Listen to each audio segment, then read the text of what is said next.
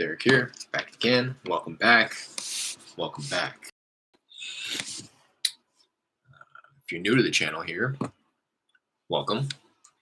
This is your first time. I cover everything wholesaling real estate, specifically virtual wholesaling real estate. That's what I'm doing. Currently live in California, sourcing opportunity in Houston, Texas. So if you're in the Houston market, I'd love to connect, see how we may benefit one another, or if you're anywhere else across the country, I'd love to connect with you as well, see if we may be able to make something happen. I need to come up with some type of script or something for the beginning of these videos just so I can run through it real quick. But anyways, welcome. If this is your first time. If you take anything away from the content here, do me a favor, hit the like and subscribe button before you leave. Check out the links in the description. A couple affiliate links in there, just to be transparent. The batch leads links, both the batch leads and the batch skip tracing are both affiliate links. It is what I use. I just signed up for batch leads recently after canceling my PropStream account, and I've always used batch skip tracing. I have tried out a few different providers in skip tracing, and I've found that batch skip tracing gives me the best results. It has me, it gives me the strongest contact rate when I dial or even when I text. I have a strong reply rate because the numbers are good. So those affiliate links are affiliate links, but just know that I use them myself. A couple other links down there. One is the Discord group that I recently created. Just a way for us to kind of stay connected when I'm not on the live stream. Creating a little bit of a community in there just to bounce ideas off each other, help each other out, in terms of anything wholesaling related. And another one down there is my Instagram link. That's going to be another good way to get a hold of me when I'm not on stream here. Feel free to follow me and DM me on Instagram, and I'll do my very best to get back to you. The Discord group will be the best way, though, because I have my notifications turned on for that. So I'll be able to get back to you a lot quicker than if you were to DM me on Instagram, because I do not have my notifications turned on for Instagram. So anyways, without further ado, I'm gonna hop in it today. Just finished up driving for dollars this morning. I don't know how many I put up. I think I put up probably like 60 new properties in like an hour and a half, maybe like 2 hours. It wasn't the strongest properties per hour, you could say. Whereas, in some areas I may be able to put up like 50 to 60 an hour. If I'm really locked in. I was locked in this morning, but when I'm really locked in on like an area with a number of distressed properties, I can put up a lot. But those also aren't the best areas, to be quite honest. You kind of I at least prefer, and I want to also preface this whole thing with, I try to say this as often as possible on the channel, but the channel is not intended to be, I know what I'm doing, you don't. This is how you're supposed to do it. To be transparent, I have closed 2 deals. So, in doing this, I have realized that I do know a little bit more than somebody who's just starting out. So, I'd love to, throw the rope back and lend a helping hand however I may. But I'm also by no means a pro. I'm still learning new things every day, and I want to embrace that. So I don't know where I was going with that, but I was just kind of telling you about my driving for dollars experience. I have found that it may not be the best to actually drive in an area where every property is distressed, because then it's clear that there's no, flip activity going on. I've found that the best ones are really the ones that are like the ones that stick out like a sore thumb in the middle of a decent neighborhood, right? In like the B neighborhoods, C neighborhoods, where there is clearly flip activity going on. Properties are going, on the market, fully renovated, right next to a property that's physically distressed, right? Those are best, because when you do get that one distressed property under contract, you'll have options of buyers who are active in that market. Whereas if you are just driving in like a D or F neighborhood where every property is distressed and there's no activity, there's no flip activity going on in the area, it may not be as attractive to a cash buyer. So that's why I kind of preferred, like I said, I didn't put up like the strongest properties per hour this morning when I drove for dollars. I put up like I said, probably like 60 properties in like 2 hours. So like 30 properties an hour. Um, it's still pretty decent, you know. But again, I was locked in. Like when I'm locked in like that, I my kind of gauge is like a property a minute because I'm zooming down the streets. I do it virtually. If you're familiar or curious how I do it, I do have a little playlist on my channel. It's little outdated now that I don't use PropStream, but I'm just simply driving on Google Maps and keeping a list on an Excel sheet, and then I'm gonna take that Excel sheet, import it into batch skip tracing, and get the numbers that way. So I'm just simply driving on Google Maps. I have Zillow pulled up to kind of cross reference when I'm unable to confirm whether or not it's the actual address. First, I try to look for the actual house numbers on the image. If I can't see that, then you'll refer to the address in the top corner, but not 100% of the time is that accurate when you're on Google Maps. So I like to cross reference Zillow so that I can get an, another picture of it, right? And then a lot of times you'll pull it up on Zillow and it'll actually be like the address that it was showing you was for the one behind you, and not the one that you're looking at, or the one to the left or to the right. So I like to have Zillow up just to cross reference to be sure before I add it to my list. And then I just put it on an Excel sheet. And that's what I did this morning. And again, I kind of prefer, I liked the area that I was driving because it wasn't every single property was physically distressed. It was like one property every few blocks that would have like a tarp on the roof or a bunch of junk in the front yard or boarded up windows, you know. But then in between all of those, there's some pretty decent looking properties, some flips, and then this is also reassuring when I do it this way and I do cross reference Zillow. Sometimes I will pull up a property that's clearly distressed, and on Zillow, you'll see that it was just flipped. You'll see that it was just sold. And that's reassuring to me because, okay, boom, an investor did buy this property that I was looking at. I'm late to the party, obviously, because it's already been sold, but it's reassuring to know that an investor did buy this, did fix it up, and put it back on the market in this area. So there is flip activity going on right here. That's the best, in my opinion, when I come across something like that. So today, right now, without stalling anymore, sheesh, I'm gonna hop up the dialer. Call tools.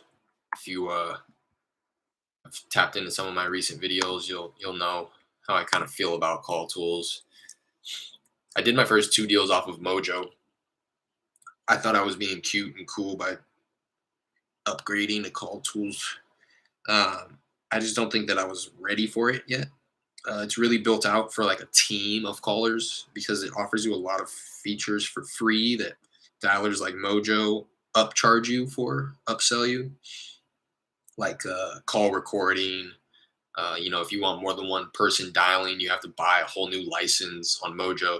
Whereas on Call Tools, all that's free. You can have unlimited amount of dialers or callers, and call recordings free, all that stuff. So it's really geared towards somebody who's building out a team of callers, which I intend to do, but I haven't yet. It's still just me. So I think I would just jump the gun a little bit on that. It is cheaper though. It's like 130 bucks compared to 160 for Mojo. I'm not sure the price of other dialers, but the learning curve is just a lot bigger. There's a lot of moving parts on Call Tools, which is why I you know, have I don't have issues with it, but it's just not the most user friendly. So if you are just starting out, I honestly wouldn't recommend Call Tools. On here a few times, people have asked, you know, what dialer, and I can only uh, speak on Mojo and Call Tools, and honestly, if I didn't already put in the time and effort to try to set all this up on Call Tools, uh, I would have stuck with Mojo. I think I've considered recently switching over to batch dialer just because I now with the prop stream update I am operating in Texas, which is a non-disclosure state. So them getting rid of the sold MLS data was a big deal for me. Um, it prevents me from running comps.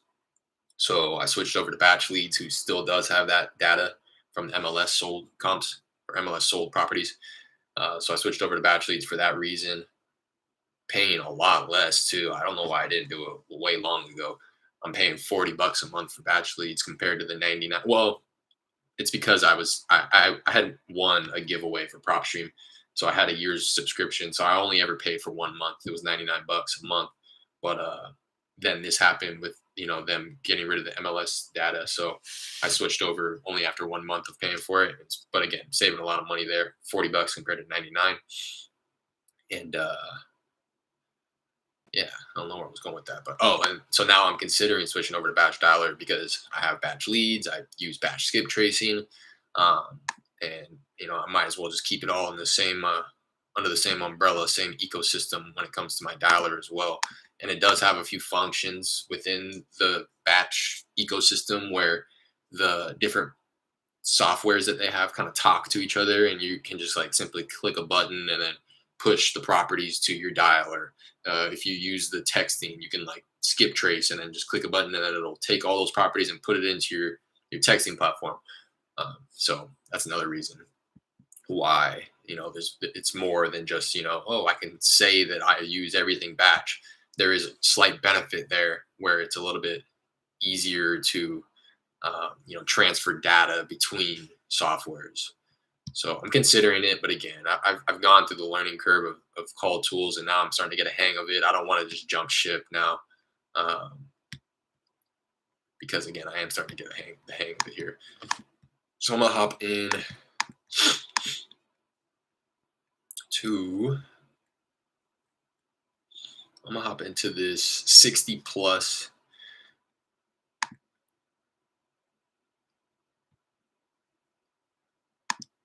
Hop into this plus 60 plus years of age, absentee owned.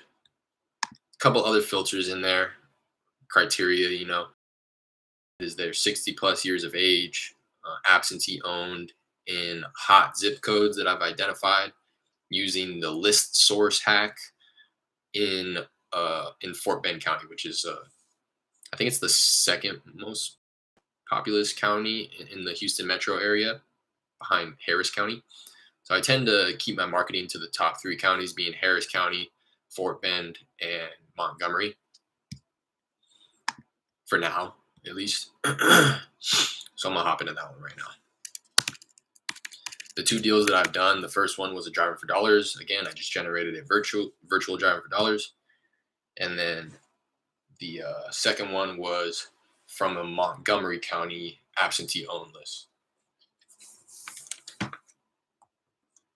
Just so you know.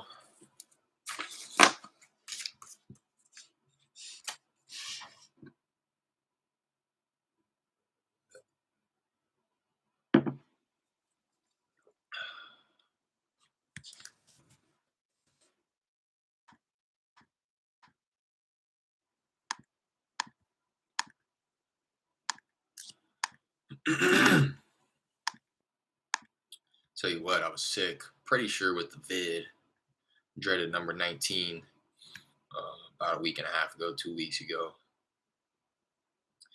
The only thing now is I'm just slightly congested, so I apologize for constantly clearing my throat, but like the only lingering effect, and I can't really tell. I think I've slightly lost my sense of taste. Does that make sense? Sense of taste.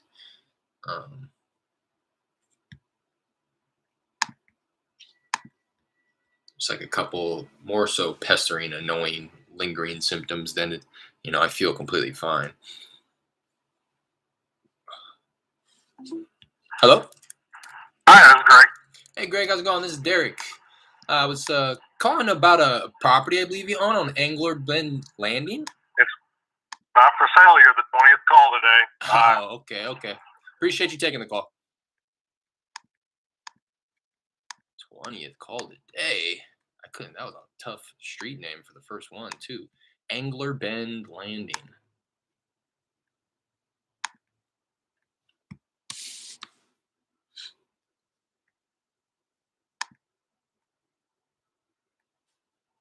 20th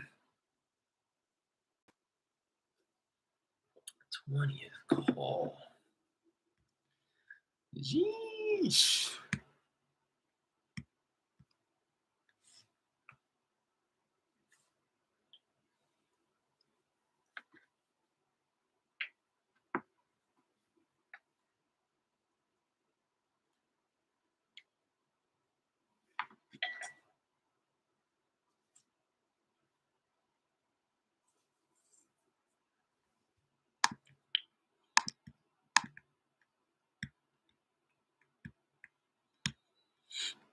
Whoa. Just a quick update on that recent lead. If you've been kind of tapping in the recent content here, uh,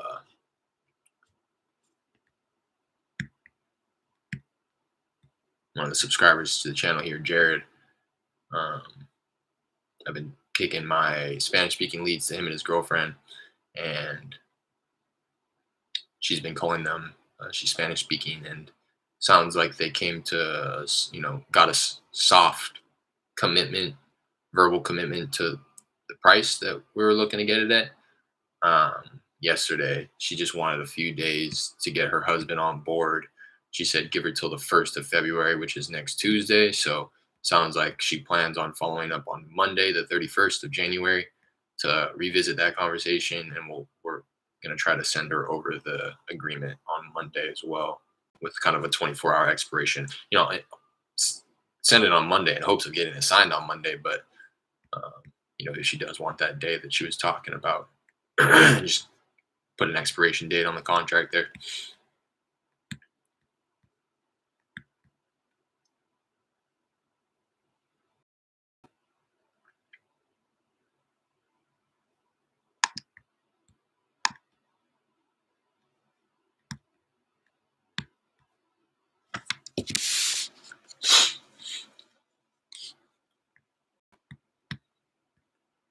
What up, bro? What's going on, cool dude? Hitting the dialer.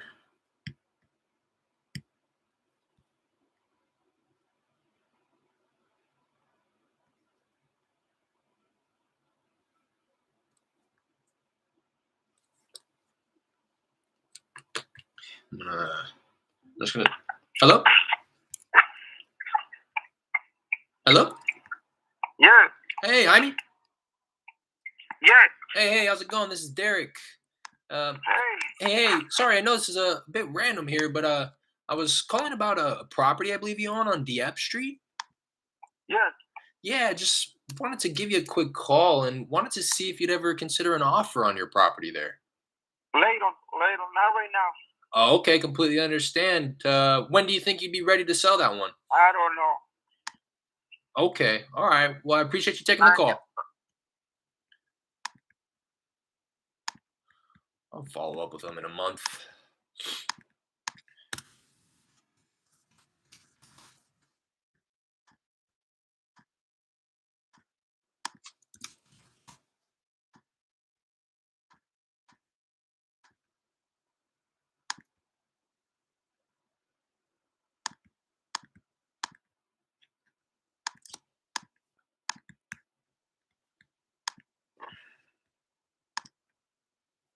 What area are you hitting right now? I'm hitting. Hello. Hello? Hi.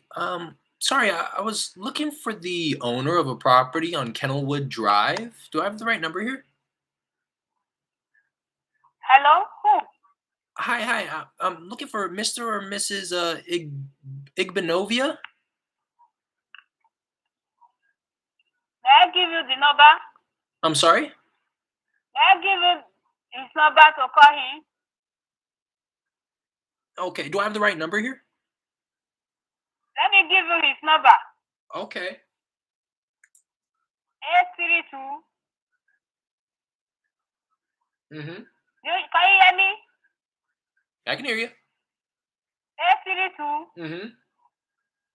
202 Mm-hmm. 4100. Okay, and that's Mr. Igbenovia? Yes. Okay. Am I speaking with Miss Igbenovia right now? No. No. Okay. All right. Well, I appreciate that. Thank you. Thank you. I just want to see if that number is in here. It is, so I'm not gonna bother to. I'm just gonna mark this one wrong number.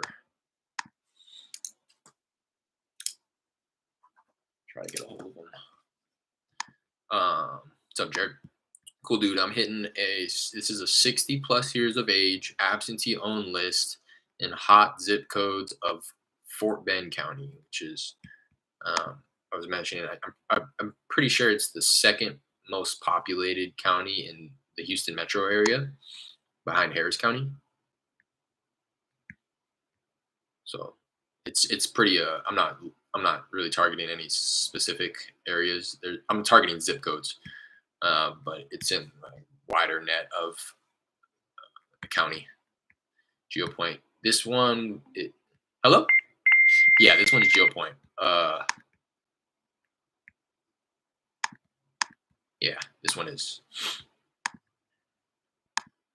I did the list source hack to identify the hot zip codes, and then put those zip codes into GeoPoint, and filtered it out through. I can't remember specifically what other filters there were aside from being 60 plus absentee owned. There's for sure. I for sure did like I typically do a max square footage of like 2,500 square feet, maybe 3,000 if it's not a big enough list, and then I tend to also put a max on the price points, which could be my downfall though, because I'm not intimately familiar with the zip codes. So I don't know what the best way to explain that. I could be limiting my results too much by putting a max on the estimated value. But for the most part, I just figure, if they're not big, any bigger than 2,500 square feet in areas where there's flip activity, that I typically do like 300, 350,000 max price points. Hello. Yes. Hi, Miss Vega. Yes, may I help you? Hi. How's it going? This is Derek. Sorry, I know this is a bit random, but I was calling about a property I believe you own on Barbarossa Drive.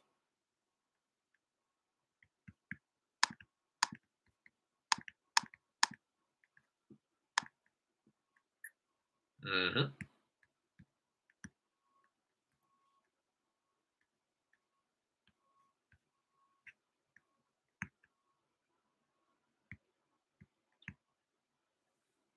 Mm-hmm.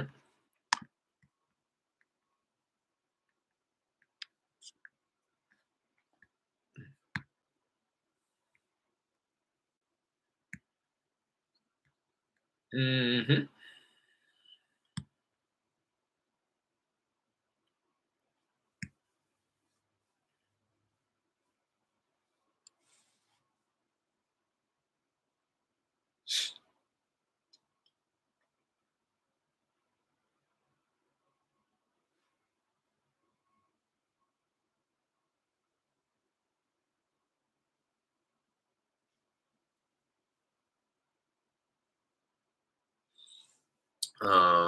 Got some lists that I want to get skip trace. I'm gonna try to do that this weekend so that I can start calling through some fresher properties here, fresher lists. I got my driving for dollars list up above 100 earlier this morning. Um, Maybe I try to get that to 200 before I do the skip tracing and stuff Sunday night. And then I also have a list from Damon, who was on here the other day, who shot me a list, a skip trace list that he pulled from Jerry Norton's Flipster. So that'd be interesting to me to market to that. I'm going to market to it for sure. I'm just interested to know how quality the data is. Hello? Hello, yes. Hi, Miss Hallmark. Sorry. Hi, sorry, I was looking for the owner of a property on Scottsdale Drive. Do I have the right number here? Oh, he's not here. He don't speak English. Yeah. Oh, okay. Oh, Yeah, I just wanted to give him a call to see if he may consider an offer okay. on his property. Would you know? What? I was just calling to see if he may consider selling that property there. Would you happen to know? I don't understand. Could you say it again? Yeah, I was just wanting to connect with him and I wanted to see if he might consider selling his property there. Would you happen to know? I mean, what's your company?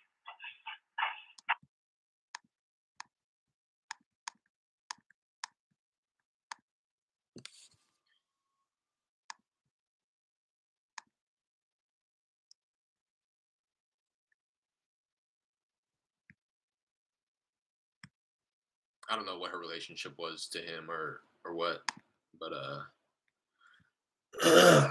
she asked what my company name was. I don't know if you heard that. Hello? Hello, this is Jeanette with Cool Guys. Hi, I'm so sorry. I think I dialed the wrong number here. No problem. Are you with Discount Tire by chance? I am not. Okay. All right, thank you. Okay. Thank you. Bye bye. Discount what? Um,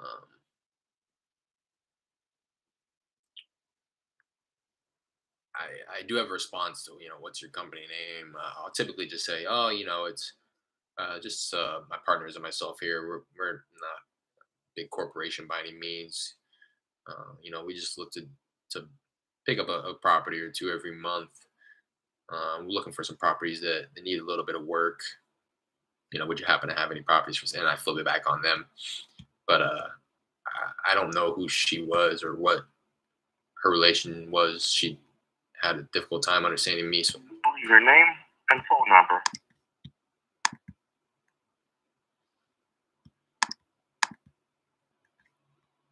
So I just chose to go ahead and market the wrong number and move on, as opposed to trying to figure all that stuff out.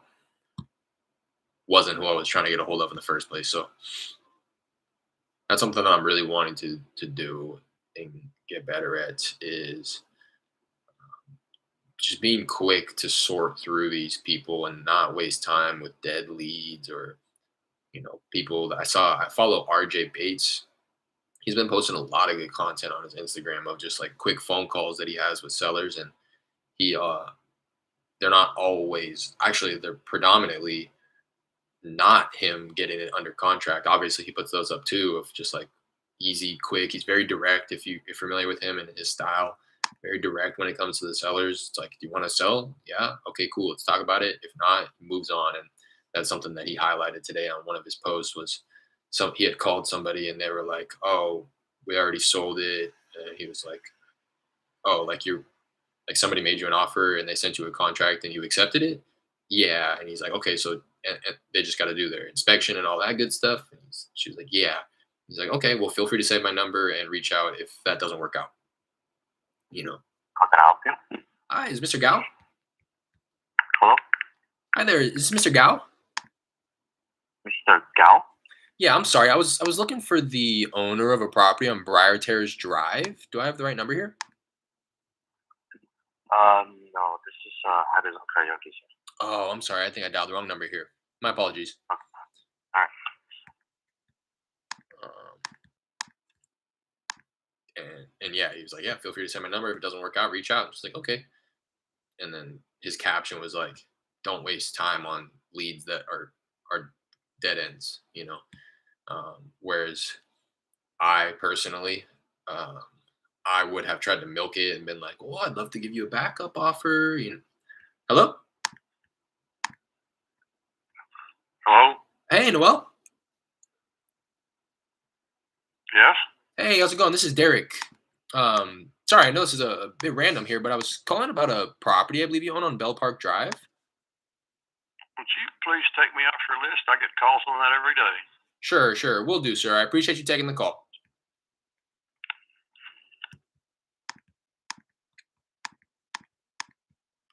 I would have been like, again, going back to the story.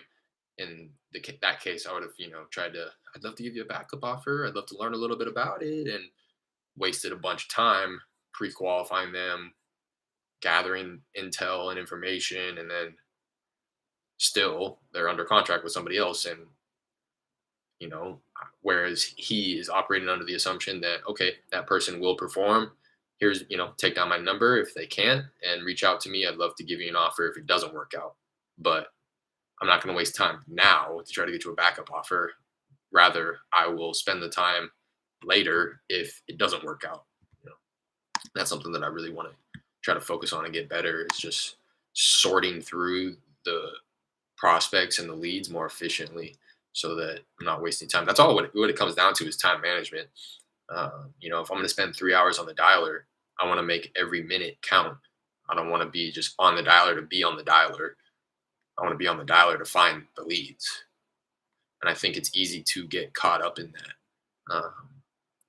You know, it's easy to get caught up in convincing yourself and tricking yourself into thinking that you're actually doing something when you're just talking to people. But if you're not talking to the right people and spending the time with the right people, you're actually being counterproductive. You're wasting time.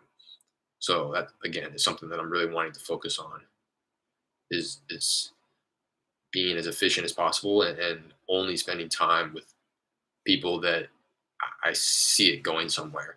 I've been mentioning that too when it comes to my follow-ups. I have so many like leads in here that are just wasting my time. Every time I call them, it's like they're not even really considering selling. They're just willing to have a conversation with me. And I've convinced myself, like, well, it's only taken me a minute. It's only taken me a quick couple minutes to give them a call and have that conversation. And then one day, they'll be ready. But it's really wasting time. If I'm being honest with myself, yeah, everybody's going to want to sell at one point, but it's not worth my time to be nurturing somebody who's not ready to sell for another 10 years. Even it's really not. Hello? Yes, Hi, is Miss Randall? yes. Hey, how's it going? This is Derek. Hey, I was calling about a property I believe you own on Brendam Lane. I live on Spalding. I don't do anything about Brendan Lane. Oh, okay, okay. Oh, well, while I have you, I was calling about Brendam Lane to see if you'd ever consider an offer on that property, but would you consider an offer on the property on Spalding? No, I live here. Oh, okay, okay. Completely understand. Would you Okay. would you happen to have any others you might consider selling at the moment? No. No. Okay, okay. And just to be sure, Okay then. Thank you. okay, thank you. Have a good one. Okay, bye bye. Bye now. So I'm looking to get a hold of a Vincent, who is Vincent Randall, and his property's on Brendam, and I see the mailing address as Spalding. So maybe they're divorced and she lives at Spalding and he lives at Brendam or something. She says she doesn't know anything about Brendam. Um, so I'm just going to mark it as wrong number so that her number gets removed from this property. And then I'll continue to try the other numbers to try to get some confirmation on Brendam. But to finish my thought, um, I was saying, I don't want to be wasting time with somebody who's not going to be ready to sell for 10 years. And then I was going to make a point in saying, I don't even really want to be spending time talking to somebody who wants to sell anywhere beyond 6 months. To be the most efficient, that's the people who I'm really wanting to follow up with and talk to. um, People who are like 6 months or sooner. Hello? Yes, DJ's Barber Shop. Hi, I'm so sorry. I think I dialed the wrong number here. Okay. Bye now.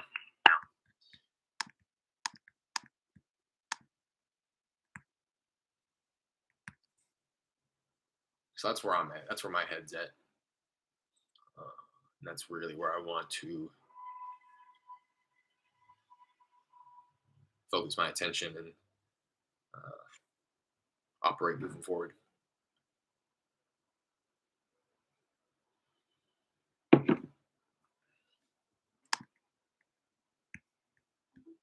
Hello?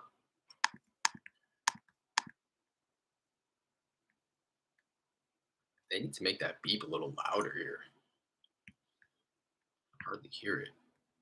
If I'm not on the tab looking at the information change, I swear I never even hear the beep.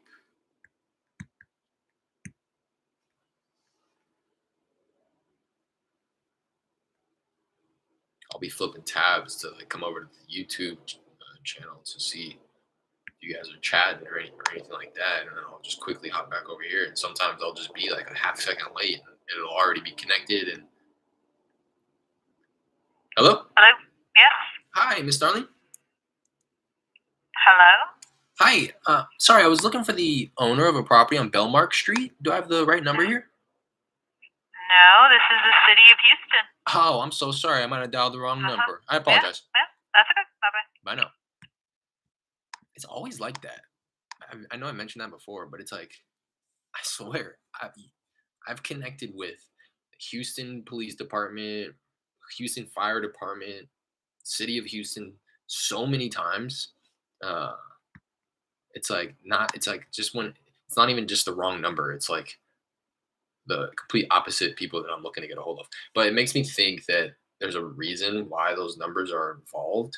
I mentioned this the other time when I got the fire department. Like maybe the property was fire damaged, and at one point the fire department's number got entangled in the mess of the property. Same with like the city of Houston, like if they're falling behind on taxes or something to do with the city, their numbers somehow getting entangled in the mess of it. That's what my guess would be, because it just doesn't. It's no longer coincidental to me with the amount of times I've connected with the police department, the fire department, the city.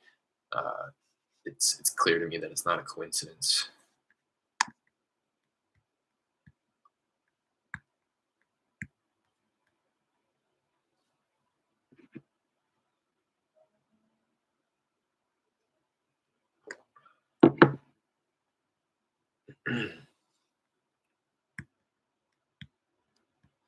Do me a favor, hit that like button if you haven't already. Appreciate you guys.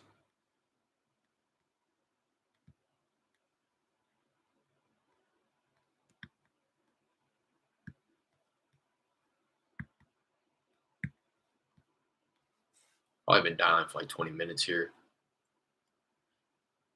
Got a few no's. Nothing crazy. Just getting on a train. What's going on, dogs? Long time no see.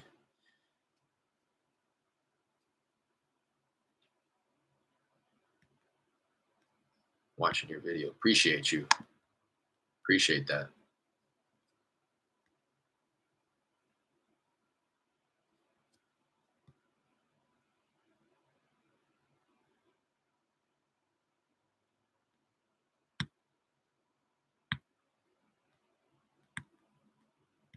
I'm zooming through these though. Hello? Hello? Hey, James? Yes. James, how's it going? This is Derek. Hey, I know this is a bit random here, but I was calling about a property I believe you own on Ravensway Drive. Do you realize how irritating y'all are? I get one or two calls a day. I get text messages every day, people wanting to buy houses. Y'all are really irritating to people who have houses. I'm so sorry, sir. Well, I appreciate you taking the call anyways. I don't think you're sorry because Okay.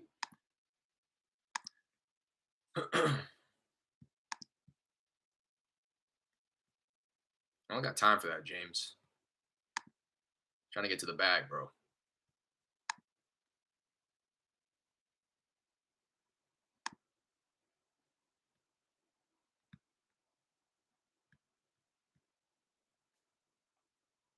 Again, trying to be official in my time, my guy.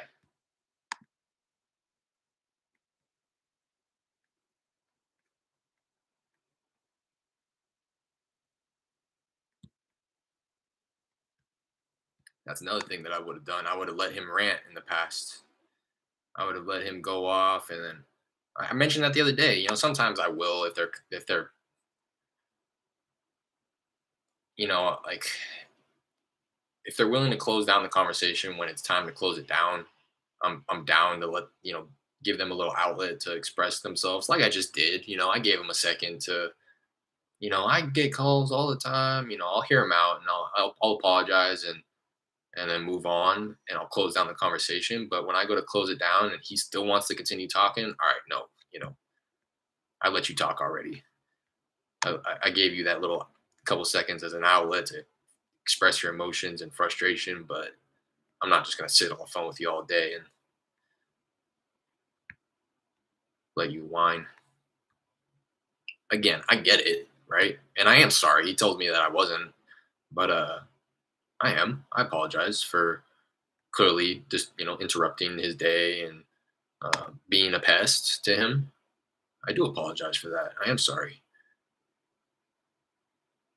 but yeah, that's it. I'm sorry. Bye. What do you say when a person answers, "It isn't James," for example? I'll say sorry. Sorry, I must have dialed the wrong number. If they're kind enough and um, it seems like they're like willing to hear me out for another couple seconds, I will ask them if they have any properties that they're interested in selling, just so I can milk it. If I'm connecting with somebody, I'm gonna try to ask them. But if they're like pissed off or they clearly don't want to talk, my default, I'll typically go to, "Sorry, I must have dialed the wrong number. Bye."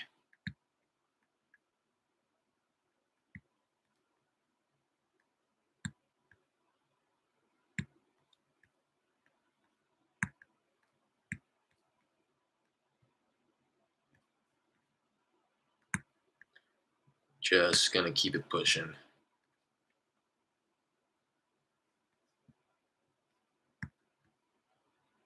Yeah, no problem. And yeah, and then it just comes down to how you set up your dialer in terms of like call dispositions. So in my case, I would say, "Sorry, I must have dialed the wrong number," and then I'll dis, I'll do the call disposition as wrong number. And I've set it up in the back end where anybody who's tagged wrong number, it will remove that number from the property. So I'll have, up to 3 or 4 numbers each property. So if like I'm dialing and I connect with somebody that's like the third number and they say, "No, this isn't the right number," I'll say, "Sorry, I must have dialed the wrong number, wrong number." And then it'll remove that number from the property so that the next time I start dialing through and that property is being dialed, that number won't be there anymore. And now I'm just trying the other numbers that I wasn't able to get a hold of anybody on, in hopes of then connecting with the correct person.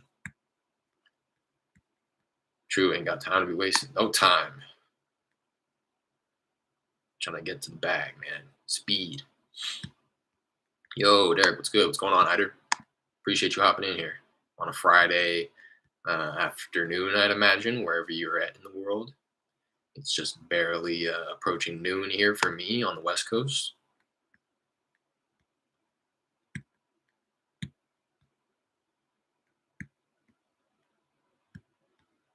Might sound like a broken record player, but do me a favor, you guys, hit that like button. I greatly appreciate you guys. It really does help out the videos. Some of my best performing videos here have the most likes.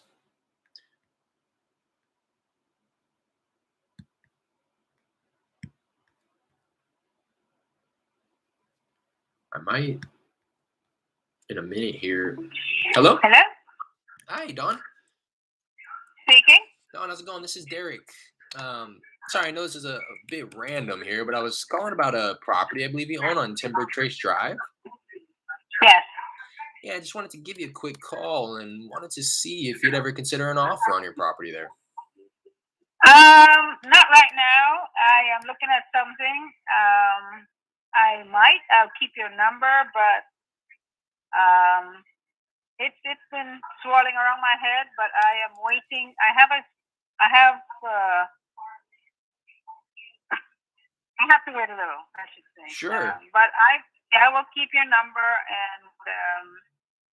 and give you a call because Sure. I'm in the process of closing on a house, and if that works, then could be yours. Oh, okay. Perfect. Perfect. Well, I appreciate you taking the call.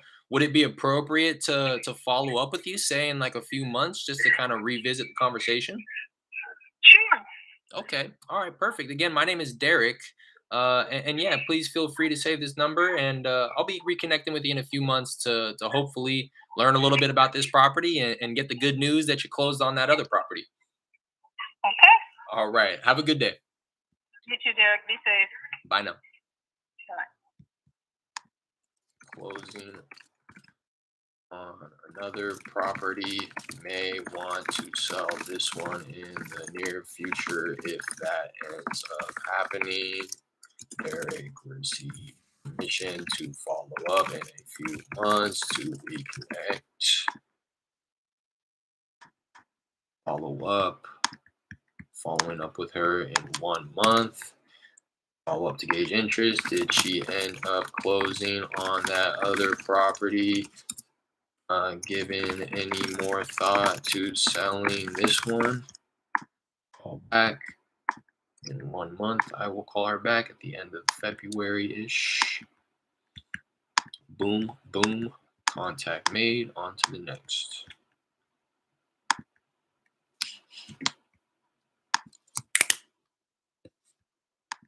Bada boom, bada bang.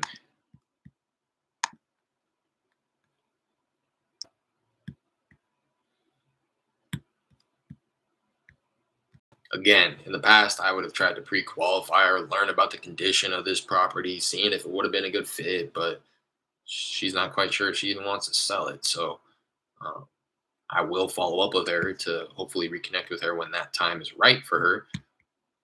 But for now, that's all. That's personally. Again, this channel is not intended to be educational to the point where I feel like I know what I'm doing and I'm telling you how to operate your own business. Personally, that's how I'm going to treat those people. I'm going to want to just sort through it, put her in the follow up bucket, and try to reconnect with her when the time is more appropriate, when it's better for her.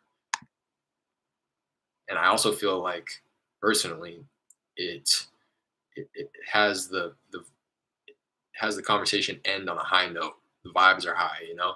Whereas if I tried to keep her on the phone, milk her for all the information, she would have been like, "Okay, I just told you I'm not ready to sell," you know.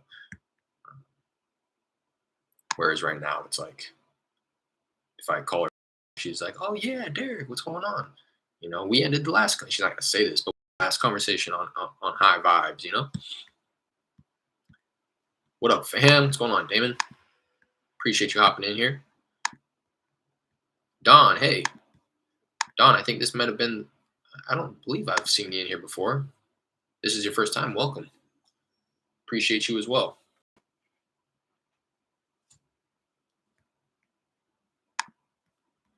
Right now, I'm on the dialer calling through a list, absentee owned list, absentee owners. They're, they're supposed to be 60 plus years of age. Some other criteria in there that are kind of secondary to those primary filters right there in hot zip codes in a specific county. That's the list I'm dialing through right now. 2022 been so far. Shoot, I can't complain, man. Can't complain. In terms of life, it's a blessing. I'm still here, eating food, roof over my head, breathing air, drinking water. Speaking of, in terms of my business, I've gotten a contract and canceled a contract. No closed deals yet, Don. No closed deals yet. Me and Jared, another subscriber here on the channel, he might be in the chat. Me, him, and his girl are working a lead right now. She and his girl has been. I've been kicking my Spanish speaking leads over to them, and she's been following up with them in Spanish. And as of yesterday, she got a soft verbal commitment at the price that we wanted her at. She just wanted a few days to get her husband on board. So she plans on following up with her early next week to try to solidify that there and get the contract signed. That's kind of the hottest one that we're working right now. I got some others that I'm looking to follow up with probably in a little bit here. I'm going to transition off the cold calls into my follow ups. Been kind of falling behind in that regard. Same here, man. You got what? Nothing shaking. Cancel contract. You worried about Texas regulating wholesalers there? I'm not. I'm not. Um, I'm not because if it comes down to it, I'll just get licensed. I don't know if everybody here. I highly doubt everybody here is familiar with my process or how I kind of got to the point where I'm at. But hello, hello. Yes? Hi, is this Miss Mowdry? No?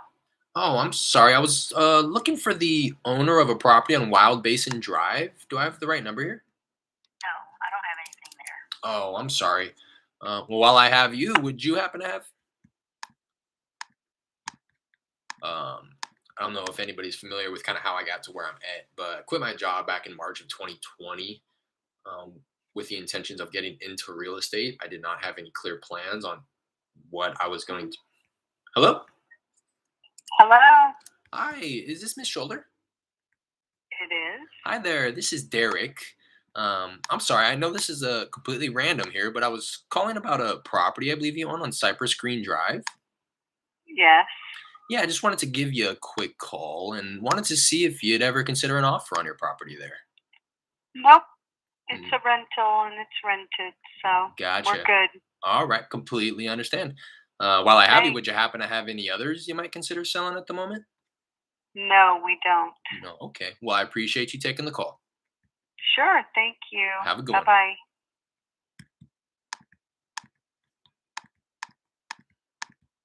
And I actually ended up, uh, going through the complete self education in order to get Hours are from 9 a.m. to 12 p.m. educational course to get licensed out here in California. And I did everything but take the final test because I started to get into wholesaling and realized that that was likely the route that I wanted to take anyways. So I literally took all the online courses, passed on all the online tests, got the certificates, and I did everything but go take the test in person to get licensed. Um, because then I started to learn about what really is entailed with being licensed, the dues, the everything. It costs money to be licensed and to hang your license at a brokerage and all that good stuff. Um, so then I started learning about uh, you know wholesaling and started to do that instead. Took that route. So and I say all that just because going through I'm already familiar with that process. Going through the license education, all that. So if it comes down to it, and it's just a matter of needing to get licensed out in Texas, I think I'd be willing to do that. If not, just taking the loopholes that people are talking about, um, double closing.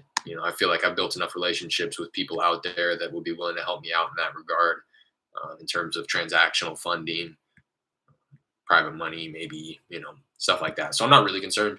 I'm interested more so to see where it's headed because I know everybody's kind of freaking out about it right now. Texas is so it's its own beast. I really feel like they would be the last people to like deny business to people, but I don't know. But to answer your question, just in a nutshell, I'm not really concerned. I'm not worried for sure. I'm willing to do. I'll jump through the hoops that they're going to put up for me, knowing that there's going to be a huge number of people that aren't going to be willing to do that. If anything, it's just going to weed out the people who don't take the business seriously and are operating unethically. Uh, the people who they're looking to get rid of that are operating unethically are going to be the exact people who aren't willing to do what they need to do in order to continue operating. So, I'm confident in my you know where I'm at in terms of operating ethically and doing things on the up and up. And so if it comes down to it, and they say, well, you got to do this, this, and that in order to continue assigning deals in Texas, I'll do it. I'm wholesaling self storage facilities now. Okay, Don, that's interesting. Are you out in Texas? Curious. I know. Um, I don't know people who are doing well. I'm in the know of, I'm on a lot of different wholesalers, mailing lists and stuff like that. So I do see people operating in that space for sure, and it always piques my interest when I see that. I have a buddy out here who he has a family real estate business, and that's something that they do. They more so they have like commercial property across the country, parking lots, self storage, stuff like that, where it's real passive income, where they really don't have to do much because it's not like you're managing tenants or anything like that. So that's something that he is familiar with, and it's something that we kind of talk about every so often. So I'm interested. So I'm in the commercial world. Yeah, yeah. Jared, not a big deal. Just get realtor license if they do, or team up with one. Yeah, yeah, exactly. Damon, cool. Yeah, yeah. I'm not stressed about it. Oh yeah, for sure. In Atlanta, but Florida is my main market because that's where I'm from. Okay, you familiar with what's his name, Steven Morales? That's somebody who I follow pretty frequently. Tap into his content. I know on his live streams, he goes live every Friday. He was live this morning. It's called the Deal Desk. Give him a little plug because I think he's a master closer. He's a killer on the phones, and um, I really enjoy his content. Again, his name's Steven Morales. If you're not familiar, yeah, I am. Where are you, Kelly? Yeah, and the reason I mentioned Steven Morales is because I know he's always mentioning that he buys self storage out in Tampa and Atlanta. I think I swear those are the two markets where he buys commercial self storage. I would tap in with him if you aren't already. Yeah, I am. Where are you, Cal? Yeah, I'm out in California Bay Area, San Jose to be specific, South Bay Area. I've been here, born and raised. Miami, Jacksonville. Yeah, yeah. Cool. Yeah, I'm interested in that.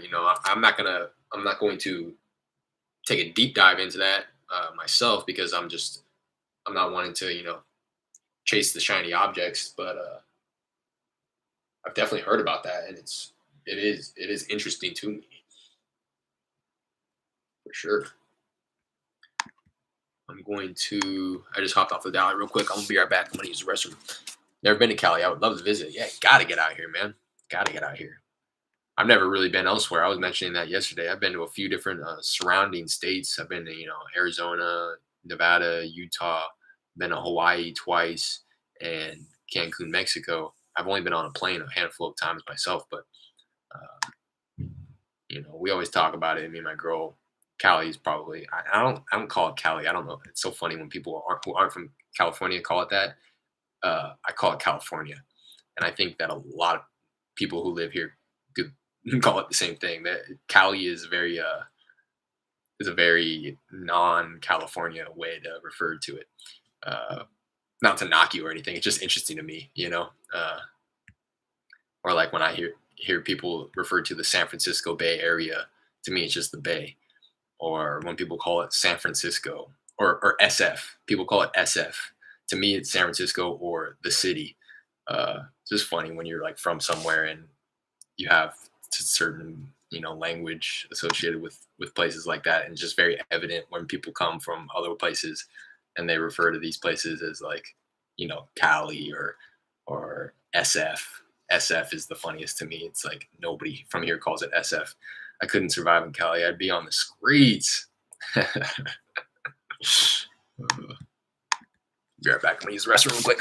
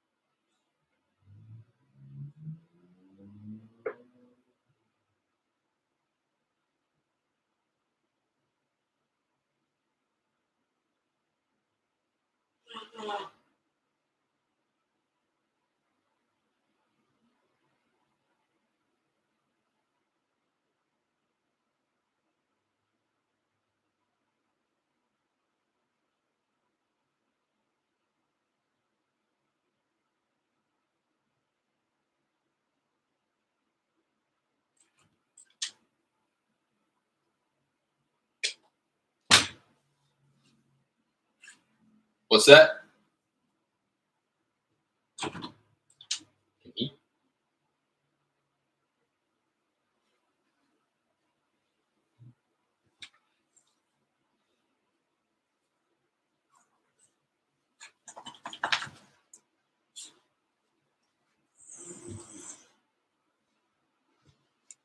Just don't act up.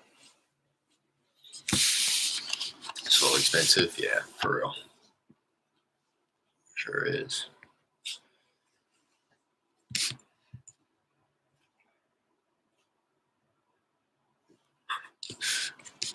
I'm gonna get back on the dial for a minute here.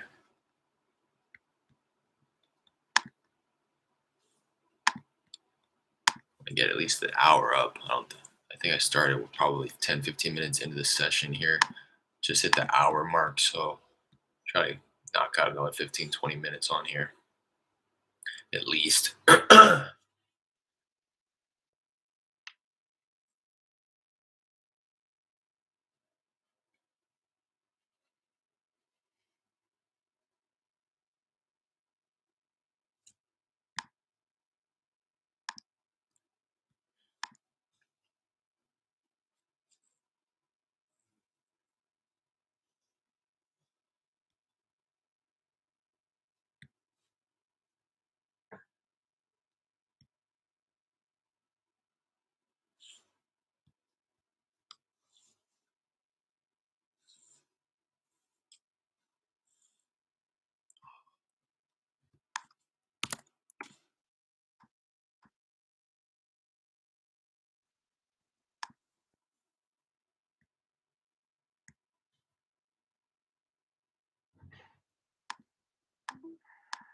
Hello? Hello. Hi, is Mr. De La Rosa? Stop calling me, man. Because y'all been putting this bullshit ever since. Then you tell me you're not gonna call me no more. Stop doing it. Y'all been doing this shit for 2 years. I'm getting tired of this shit. You call me from different numbers every fucking time. You call me.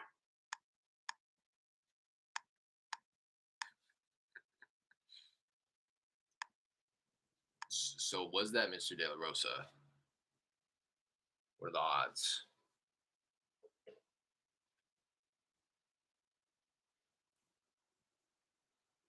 I'd say no, that wasn't him. No way somebody responds that way if if it is them. I didn't even mention anything. I just asked if it was the person. Part of the game. Yeah, I'm not really tripping about it. I always second guess myself in how I mark the call disposition, because in that case I actually marked it not interested, contact made. So now I'm not going to call through the other numbers, unfortunately. But now that I think about it, I don't even think that was the right person.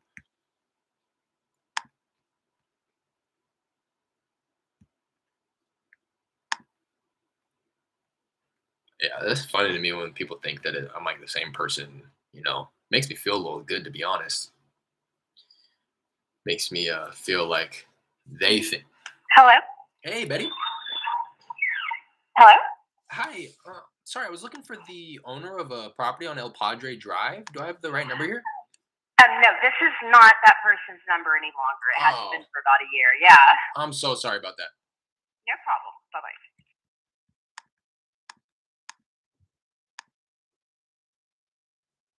What was I just gonna say? Cut me off.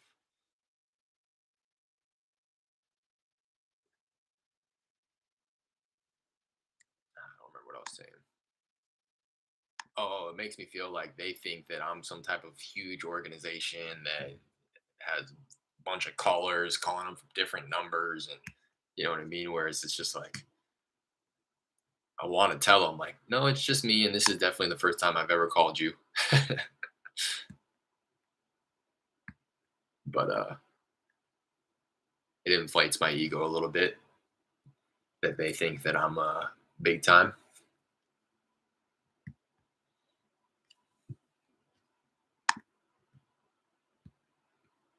Had to adjust the camera here so you guys can see my botched ass hairline. I need to shave and I need to get in the barber. But $40 for a haircut, or what, 200 skip trace properties. I could probably get some way more than that actually. Probably about 250.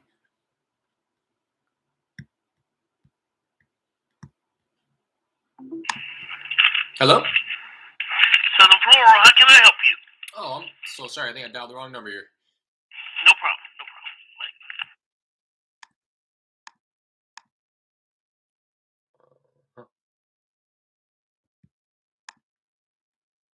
no I'm using Call Tools.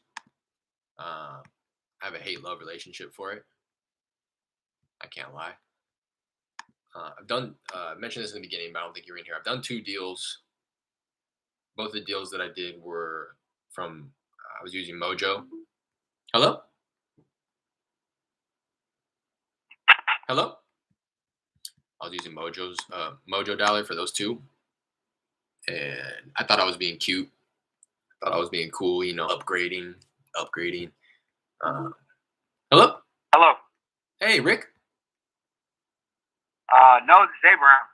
Oh, I'm sorry. I was looking for the owner of a property on Wright Boulevard. Do I have the right number here? No, you don't. You don't. Oh, I'm sorry about that. Oh, you're fine. Thank you. Bye Bye. now. Yeah, I thought I was being cute by getting Call Tools and switching over from Mojo. In hindsight, it was a mistake. I should have just stuck to Mojo. I was hitting a rhythm. Call Tools definitely has a pretty big learning curve. How much you pay a month? I think it's $128. That's the benefit in Call Tools. And I'm not available to take your call. It offers like a lot of things for free that other dialers, or I can only speak to Mojo, that Mojo for sure tried to upsell you on, like the call recording features, and then the different licenses. So like if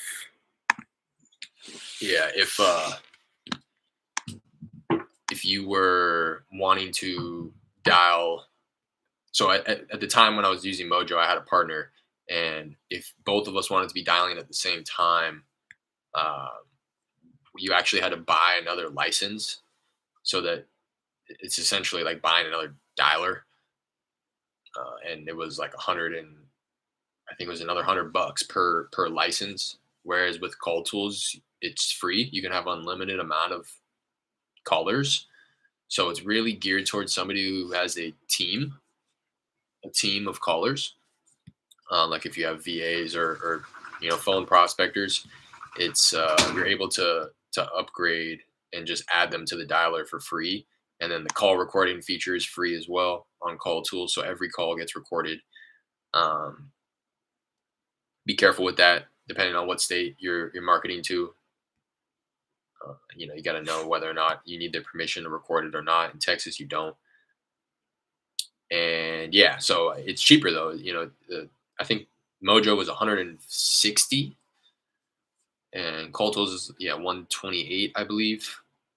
And it offers all those additional features for free. So definitely geared towards somebody who has a team of callers, because you have all those features for free, and you don't have to. They don't upsell you like Mojo did.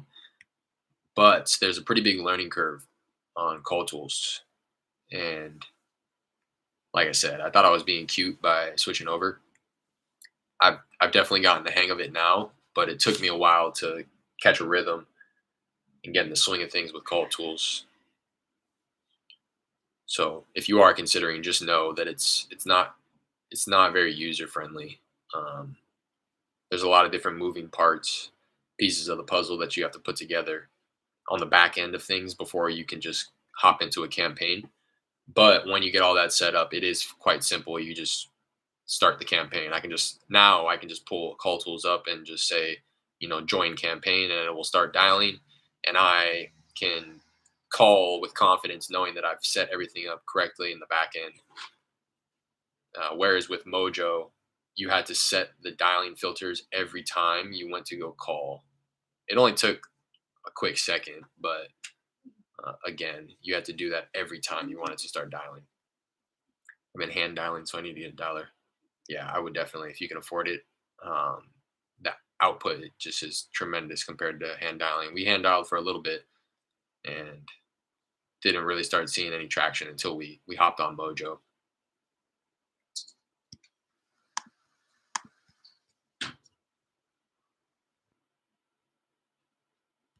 It's like I think I've been dialing for like an hour here, maybe probably less, more like 45, 50 minutes. And I think I've dialed through like 200 properties, probably. Well, I'll tell you exactly.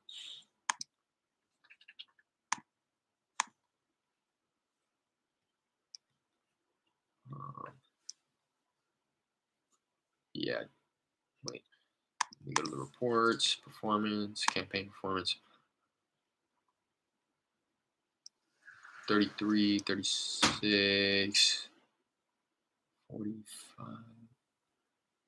Yeah, I've been dialing for like 45 minutes and made 442 outbound dials. So like 100, what is that? Like 100 dials every 10 minutes. Granted, I'm only connecting with a small portion of those, but 8 contacts on what I say, 45 minutes. And this is a list that I've called through many times, so it's not really even a fresh list. So if you can get a fresh list in here, your contact rate would increase significantly. I don't know how many you're doing by hand dialing, but that's just a quick little snapshot of what I've done today so far. And some of those, I'm sure I missed out on opportunities as well because I can only obviously be talking to one person at a time, and I'm dialing off of I think 4 lines, so there is some abandon rate there.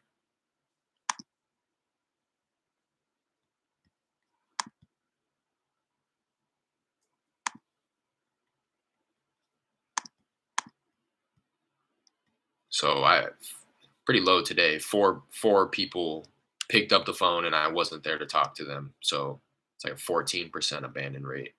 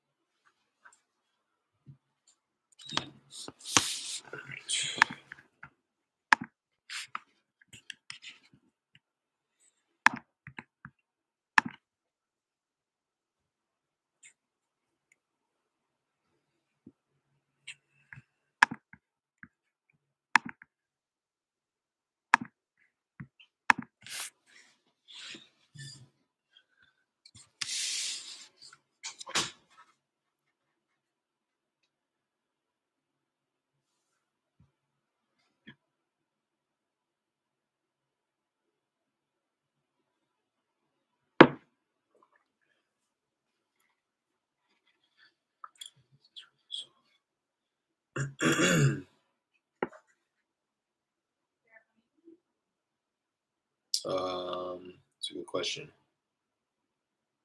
Maybe tonight or tomorrow morning. You need something done.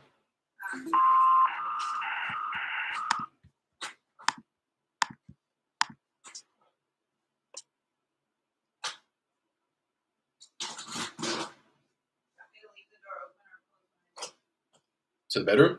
Yeah. You can just leave it open.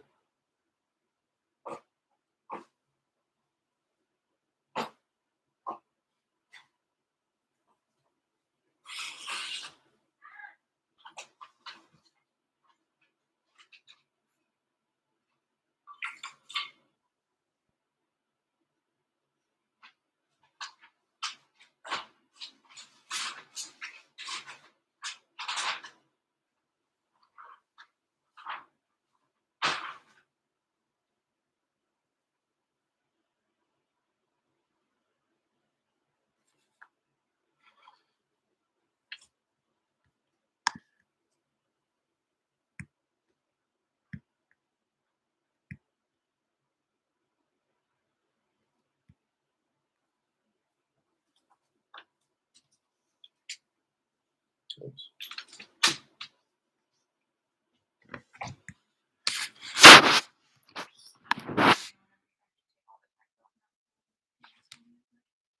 You want all that wash your time. All right.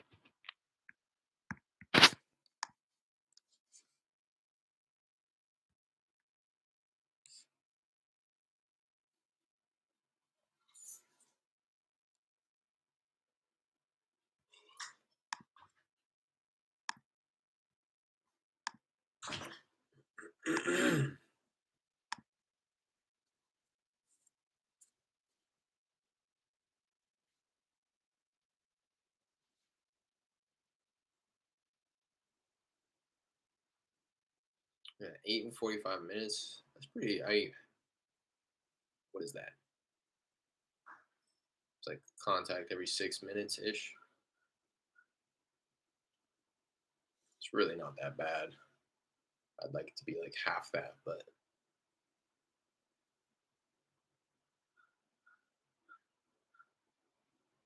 again, these lists I've called. Hello?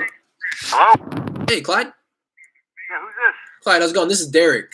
Sorry, hey, no, this is a bit random here, but was calling about a property I believe you own on Bonner Crest Drive. What about it? Yeah, I just wanted to give you a quick call and wanted to see if you'd ever consider an offer on your property there. You ever considered selling? Thank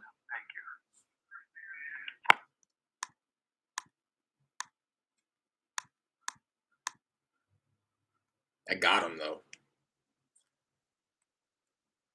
The really the what I'm trying to accomplish in my initial pitch is just exactly that. I'm trying to confirm who I'm talking to make sure that I am talking to the person I'm looking for, and to figure out whether or not they're interested in selling. Uh, it's the best when I'm able to get both those answers. Sometimes I can make very good, you know, guesses as to like what point they hang up. That they're either not interested or it is the person I'm looking for. You know what I mean? But I'm able to accomplish that by one breeding familiarity to kind of oh, this is Derek, you know me, kind of take that type of tone with them, and then two, uh, ease my way into the question. But lately, I've just been getting right to it and taking out that, like, I know this is a bit random part in the script. Um, but what that part does for me is it tells me that these people aren't being contacted, and that's it's indicative to me that the list is beat up, whether or not the list is beat up, and they're being contacted by a bunch of other investors. So when I say, I was calling about a property I believe you own on Bonner Crest Drive, and he says, yeah, what about it? To me, that says that you aren't getting calls all the time about this property, or else you would know why I'm calling about that property. You know, that will happen too, and that's what I'm talking about. At that point in time, sometimes people will just hang up once I mention the property, and in that case, I can safely assume that they're just not interested in selling, and they know why I'm calling. But that's the best to me when I confirm who it is. It is the person I'm looking for. I mention the property, and they still don't know why I'm calling, and then I ask, and then they tell me no or yes. Ideally yes, but yes, they're interested. But hello, hello.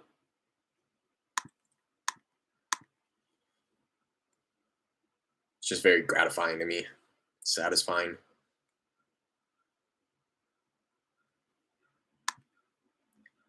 And at that point of at that point of the pitch there, when I mention the property and they still don't know why I'm calling, that's where I determine whether or not my driving for dollars lists are unique enough, right? Because at that point, if it's a solid driving for dollars list and the list is unique enough to the point where these properties aren't popping up on other lists that people are pulling, they won't know why I'm calling them. And that's again the best. That it's like music to my ears when I say, "Hey, I'm calling about a property that I believe you own on this street," and they say, "Yeah, yeah, what about it?" And it's like, ooh, nobody's ever asked you before, you know? It just it reassures me that they don't have some preconceived notion that I'm like a scammer or uh, they don't they aren't just automatically saying no, we're not interested. Sometimes, well, I can't confirm this, but I'd imagine that some people may actually be interested, may need to sell, but they just get hassled all day every day and they get in the habit of just saying no, we're not interested, no, we're not interested. Anytime anybody mentions the property, no, no, no, no, you know and Hello? hey, Ronald. Yes. Hey, how's it going? This is Wait, Derek. Hey, I was calling about a uh, property I believe you own on Plymouth Ridge Lane. I'm sorry, say again? Yeah, I was calling about a property I believe you own on Plymouth Ridge Lane. Oh, okay. What's the idea? Yeah. I just wanted to give you a quick call, and I wanted to see if you'd ever consider an offer on your property there. No, I don't have it. It's not mine. Maybe it's wrong number.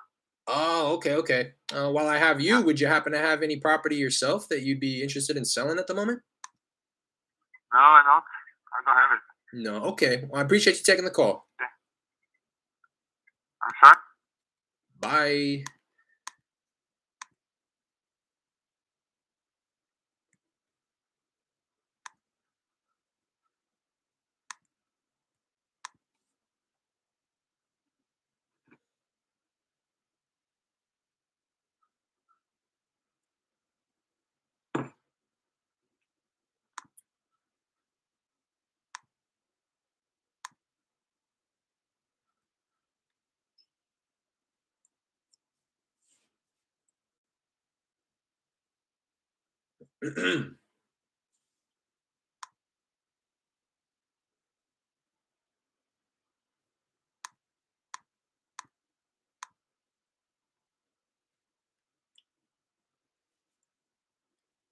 Something else too with call tools compared to Mojo. Mojo is not a predictive dialer, whereas call tools is, and I'm sure you've gathered if you've been listening that almost never will you hear them say that initial hello when they pick up the phone, because what call tools is doing is it's taking the first few seconds of the phone call and it's trying to determine whether or not if it's a real person who picked up the phone or if it's an answering machine. If it's an answering machine, it won't patch me through, or at least it's not supposed to. Sometimes it squeezes through and it does patch me through, but for the most part, it won't. And it's just going to go ahead and on to the next one. It's not going to patch me through to a voicemail. But those few seconds that I sacrifice in the beginning of the phone call sacrifices that initial hello. So I a lot of times will say hello as if I didn't hear them say that initial hello, and then we start the conversation. And I like to do hello. ¿Aló? Sí. Hi, is Miss Rodas? Buenas tardes. ¿Quién habla? Disculpe. Hi, this is Derek. Was calling you about a property I believe you own on Alta Mesa Drive. No, no está en venta. Bye. Bye.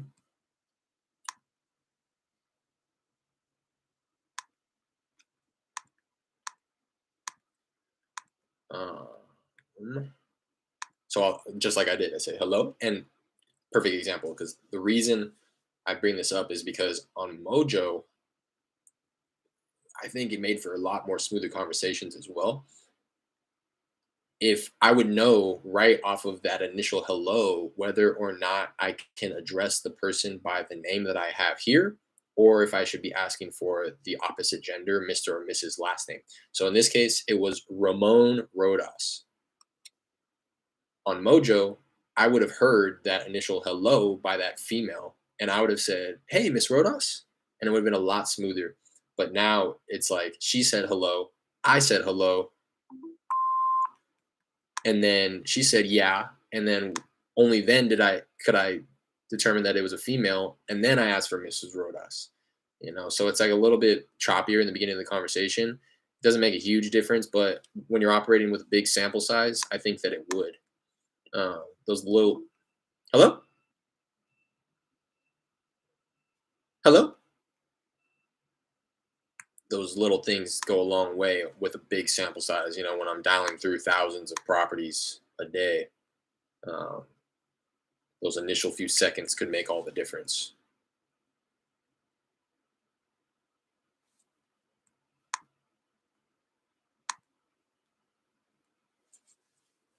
Same with the sound quality. You know, like I have a headset where the sound quality is way better on their end as opposed to just me talking through the computer like I am. Hello? Hello? As opposed to me talking through the computer like I am right now. But I just do that for you guys on the channel so that you can actually hear what they're saying.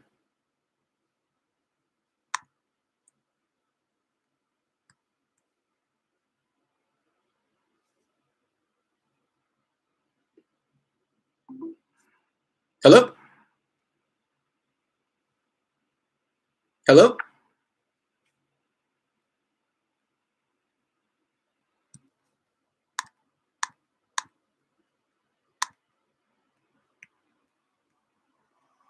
And that happens quite frequently as well too. And I think if I had to guess, it's them saying hello, me not being there, and them like taking the phone away from their ear or, you know,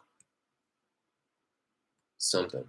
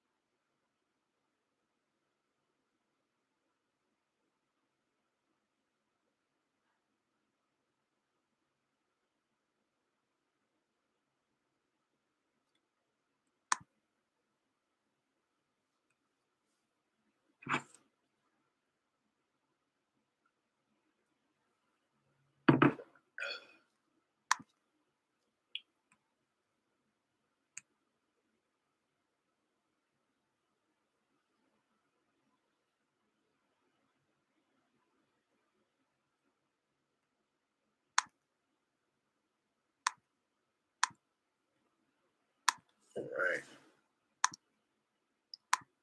Call through like another 40 properties here before making the transition over to my follow-ups.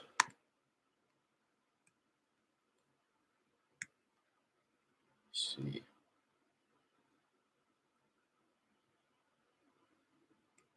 It's another thing with call tools is you have the ability to call off of more than 3 lines, whereas Mojo is max triple line dialer. You can call up to 10 lines on call tools. I wouldn't recommend it because then you're just you're sacrificing some stuff. So you're going to be talking to more people, but you're also going to be missing out on the opportunity to talk to the people who do pick up the phone and you're not there to talk to them again. So your abandon rate goes up with your contact rate. So you end up burning through your data. So I wouldn't recommend it for somebody who's operating on a limited budget like myself. But you know, the bigger players in the industry, they're probably, you know, I've heard a lot of the bigger players even say that they don't go beyond 5 lines. I'm dialing off of 4 right now because it's almost counterproductive. You know, yeah, you'll be talking to more people more frequently, but you'll also be missing out and burning through more data at the same rate.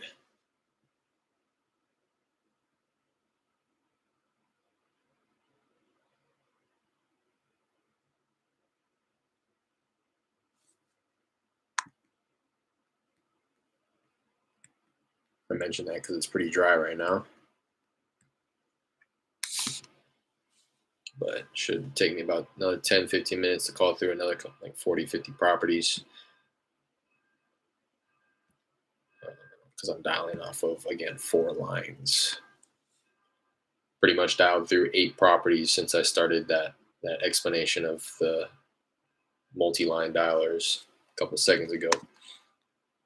I think my outbound timeout time is 30 seconds. Could be 25, meaning that it's going to dial for 25 seconds before it just moves on to the next one.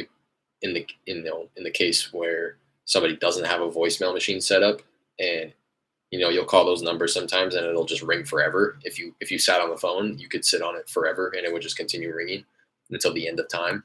So that's something that you can set up on the back end of Call Tools and say, time out at 25 seconds. So if nobody answers after 25 seconds and you still haven't gotten to voicemail, just hang up and move on to the next. Pitch after the tone.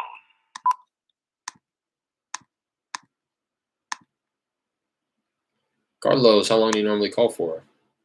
First off, Carlos, welcome. I think this is the first time I've seen you hop in here, so I appreciate you tapping in. Hello? Yes. Hi, it's Miss Hafford. Sorry, who? Hi, I'm sorry. I was looking for the owner of a property on Pompano Lane. Do I have the right number here? What name? Either Mr. or Mrs. Hafford. No. Oh, I'm sorry. I might have dialed the wrong number. I apologize. Okay, it's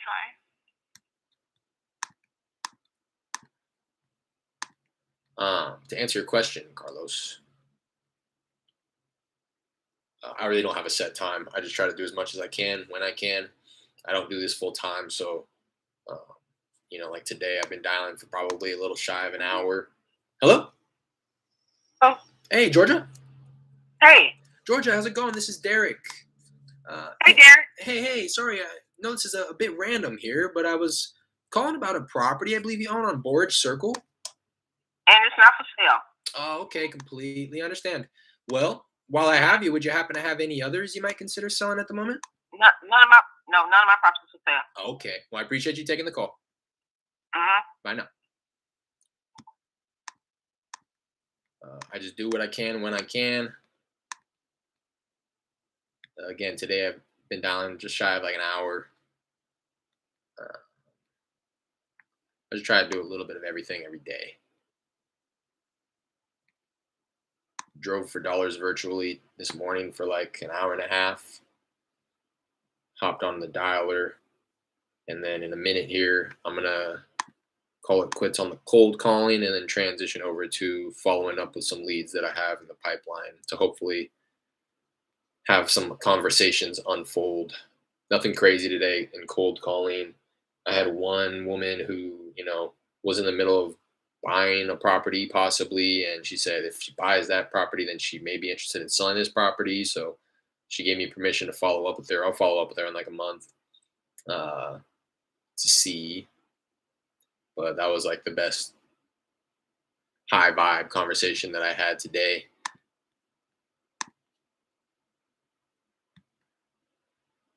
Not long enough, Carlos, to answer your question honestly and directly. Not long enough, and I just don't have any set.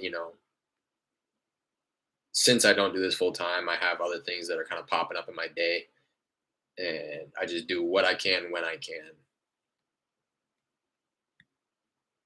I wish that I had the means and the ability to say, I'm going to call 2-3 hours every day. But unfortunately, my schedule is so sporadic, I don't really have that luxury. What I need to be doing is waking up earlier and getting on the dialer earlier because it's already 2, almost 3 in my market, whereas it's only 12:45, almost 1 here. I very well could be starting to get on the dialer at like 7 a.m. my time. And still, have it be appropriate to dial the people in my market. But I've been getting on the dialer around, 9, 9:30, 10. I'm in the process of getting signed up Call Tools. Nice. It's a beast. I'll tell you that much. It's not for the faint of heart. But, once you get it going and you feed it with enough data, you can definitely increase your output and your contact rate. That's what's up, dude. Keep it up. Thank you. Hello. Hi, is Miss McDermott? Pardon me? Hi, I'm sorry. I was looking for the owner of a property on Bridgemont Lane. Do I have the right number here? That's me, but we're not interested in selling. But thank you anyway. Oh, of course. I appreciate you taking the call. Okay. Bye. Bye now.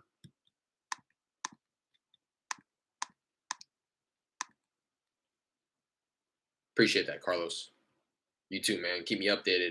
Let me know if you have any questions about cold tools. I've been using it for like a couple months, so I'm not extremely proficient. No pro by any means. I feel like I'm learning something new every day, not only with cold tools but just with the business in general. But I feel like I've kind of navigated it and worked my way around it enough to be able to help you out. Hello? Hello? To help you out if you do have any questions. Try getting leads from a title company? No, I haven't. I have not. A real estate agent in Washington. Okay, interesting. Are you gonna do it in your backyard? Assuming that you're gonna be host, or are you using the dialer to generate listings? Somebody else was just on here the other day. Hello? Hello, Hey, is this Mr. or Mrs. Smith? Mr. Smith. Hey, Mr. Smith, how's it going? This is Derek. Hey, I was calling about a property I believe you own on Terrence Drive. Yeah, which one? I'm looking at 1830. Just wanted to give you a No. call. No one sell that one. Okay, did you have any others you might be interested in selling?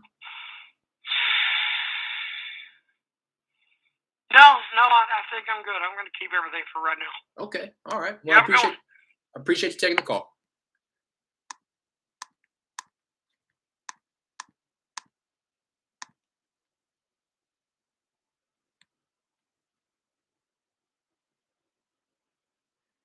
Can't lie, Mr. Smith's voice was a little feminine. I couldn't tell if it was a gentleman or a female. But I can't knock him because I put on my feminine voice too when I get on the phone. You can hear it. Hey, Mr. Smith.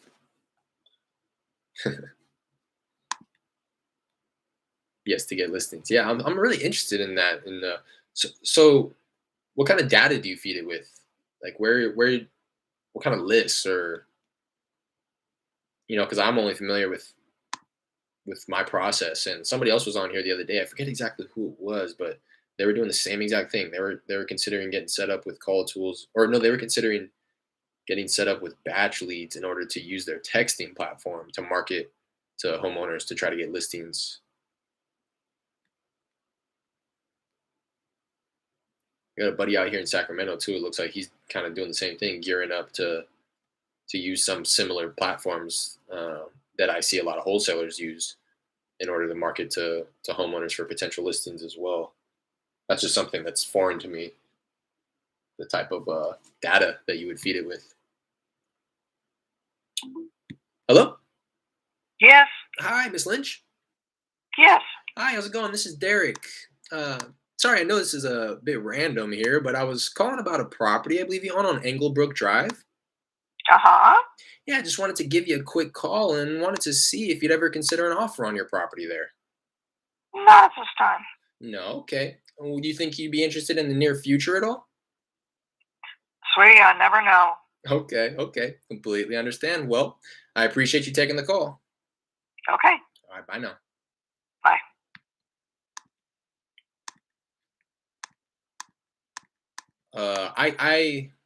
I will kick it to some realtors. I got one that I've been kind of in connection with. Nothing's panned out, but I have, to be honest, I've gone through a couple realtors, but the gentleman that I am in communication with now that I kind of kick my retail leads over to, he's been the best just to kind of communicate with and work with. So, hello? Sanderson Farms Truck Shop. Oh, I'm so sorry. I think I dialed the wrong number here. Okay.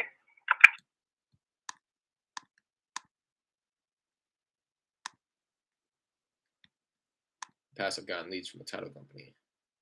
We thought about getting your license. Yeah, so I was just talking about this actually. Hello? This is Crown Trophy. Oh, I'm so sorry. I think I dialed the wrong number here. Oh, no worries. Yeah, so when I quit my job back in March of 2020, literally a week, it was days before the lockdown, before the shelter in place. Um, you know, you get a referral fee. Yeah, yeah, for sure. Just to finish my story there, I quit my job like a week before shelter in place notice went out. I worked in insurance. I was a claims adjuster and hated the job. Paid me well, but hated it. Wanted better for myself. Quit with no real intention or no real direction on where I was going. I just knew I wanted to get into real estate. So I actually studied. I took the California, online courses, exams, got the certificates. I did everything but go in and take the final exam to get licensed. Um, so and I didn't because I started to learn about wholesaling and I realized that this was more attractive to me. This was the direction that I was wanting to take instead of getting listings. I would rather kind of build out my own business and do the wholesaling thing. Um, so yeah, to answer your question, I have thought about getting my license, and now that all you know regulation is. Hello, Hello? hey James. Hello. Yes, may I help you? Hi, hi. Sorry, I'm not sure if I have the right number here. Hopefully, you can help me out. I was looking for the owner of a property on Driftwood Street. I'm the owner. Oh, I'm sorry about that. Uh, when I and when I started this, I did start with a buddy of mine out in California who was licensed, so that was kind of the to respond to the whole real referral fee that you're talking about. That was kind of how we were going to play it out. But yeah, now I was going to say now with all the regulation coming down the pipeline, especially Texas being one that's in that discussion now of getting restricting you from assigning your interest in the contract. Um, the best way to go about it is just going to be to get licensed because I'm pretty sure that's what it's going to be. That's what it's been in some recent states that have passed legislation or whatever. They're just saying, hey, if you want to do that, you got to be licensed. So if that is the case and it does become the case, I'll get licensed. In terms of the whole referral fee thing. That was kind of the route we were wanting to take when my partner and myself were working together because he was licensed and we were going to be able to collect it, legally on the up and up. But now it's just a matter of kind of a mutually beneficial relationship with the realtor that I'm in communication with. I'm down to just kick him the retail leads if he's down to kick me his listings that he knows, won't pass inspection or, kind of the physically distressed properties. So I'm cool with just kind of not taking a fee on the referral and rather just providing value to him in hopes that he would return the favor. Get your license, you learn a lot more. Also good money. Yeah, for sure. I don't doubt it. I don't doubt it at all. Something about I don't know, something about the customer service, customer facing aspect of it is kind of unattractive to me. Like that's why not only am I'm wholesaling, but I'm doing it virtually. Um, I like the idea and the concept of me sitting behind my computer looking bummy as hell and still, being able to operate a business. That's attractive to me.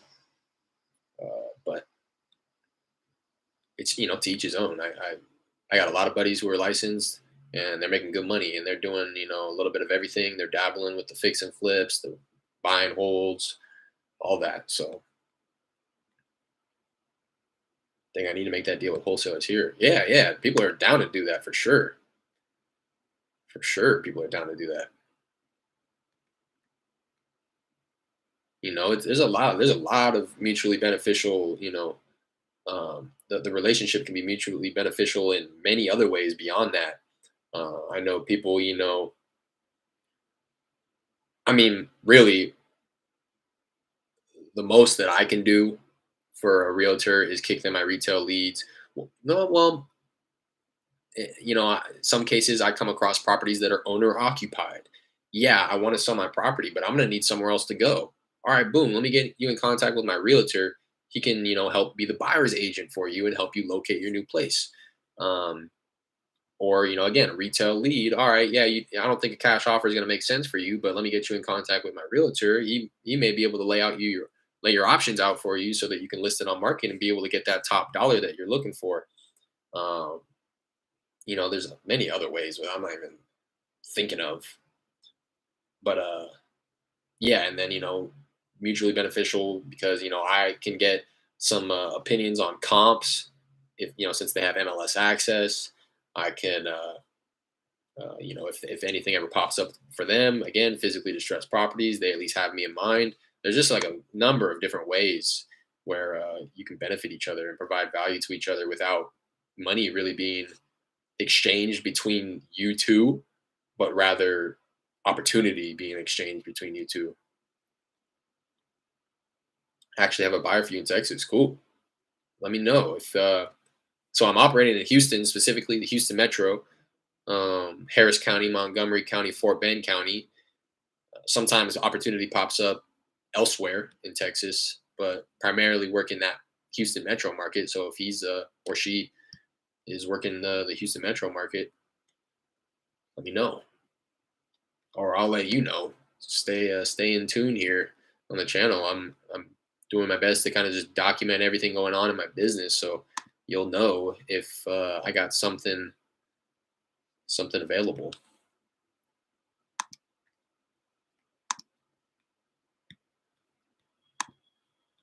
Starting to slow down a bit here. Called through about 300 properties so far today. I'll connect with him on IG. Yeah, for sure. My link's in the description. My Instagram link. I'd imagine you know that, as that's why you said it. But just so you know, and for anybody else that's on here that may be interested in connecting with me, there's a couple links in the description. One being my Instagram. Um, feel free to hit my DMs and I'll get to you as soon as I see it. But I've been mentioning this. I don't have my notifications on for Instagram, so I'm just gonna see it when I open the app up. So bear with me. Don't expect me to get back to you right when you send me something on Instagram because again, it's just gonna be when I pull the app up and I. Hello. Anesthesiology computer room. Hi, I'm so sorry. I think I dialed the wrong number here. Okay.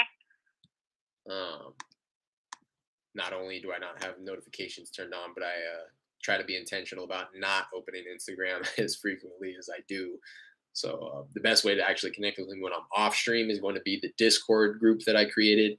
The link for that is in the description as well. I do have notifications on for that, so that when new people hop in there and have maybe some questions that I can help guide them in the right direction with, uh, I'm able to answer them as soon as possible. So for anybody else that's on here or that's watching this after the live stream, that's going to be the best way to connect with me is that Discord group. A couple other links down there. They are affiliate links. So I want to mention that for batch leads. They are affiliate links for batch leads and batch skip tracing, but just know that I use both of them. I use batch leads and I vouch for them, especially their skip tracing. I have dabbled and tried out some other skip tracing providers. To me, batch skip tracing provides me the best results. They yield me the highest contact rate. So just know that I will get kicked back a little bit of affiliate commission. I'm not sure how much. Nobody's ever used it before.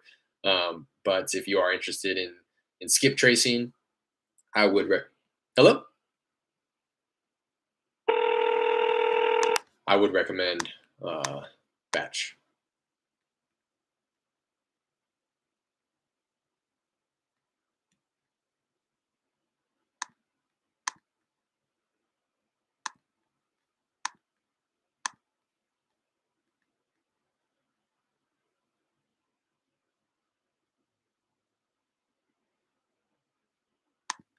And if you're in here, I appreciate you. Do me a favor before you leave, hit that like and subscribe button. Subscribe if you want to. I never want to force anybody to subscribe, but we would love to have you on the live streams. I love connecting with you guys, just kind of talking shop, shooting the shit with you guys like I am right now. It allows me to honestly move through my work day and being on the dialer, it fills the dead space. So love connecting with you guys in that regard. Do me a favor though and like the video for sure. That helps out the channel more than you know. But obviously not going to force anybody to do either one of those. But I would appreciate if you liked and subscribed before you left. Just surpassed 100 subscribers the other week. I'm wanting to get to an average of like 2 a day. I'm like right there, probably like 1.25 a day. So I'm trying to hit that 2 per day average so that I can, my goal is 1,000 by the end of the year. And we would be somewhere close to that if I started to get I'm not available. 2 a day. So apologize if I sound like a broken record. I know it may be annoying to those who have been tapped into the content for a while now, but I do have a number of people that are new to the channel every day. And I'm able to see that in the analytics, which is cool to me. It's really cool to me. I'm on like a really good day, I'll have like 40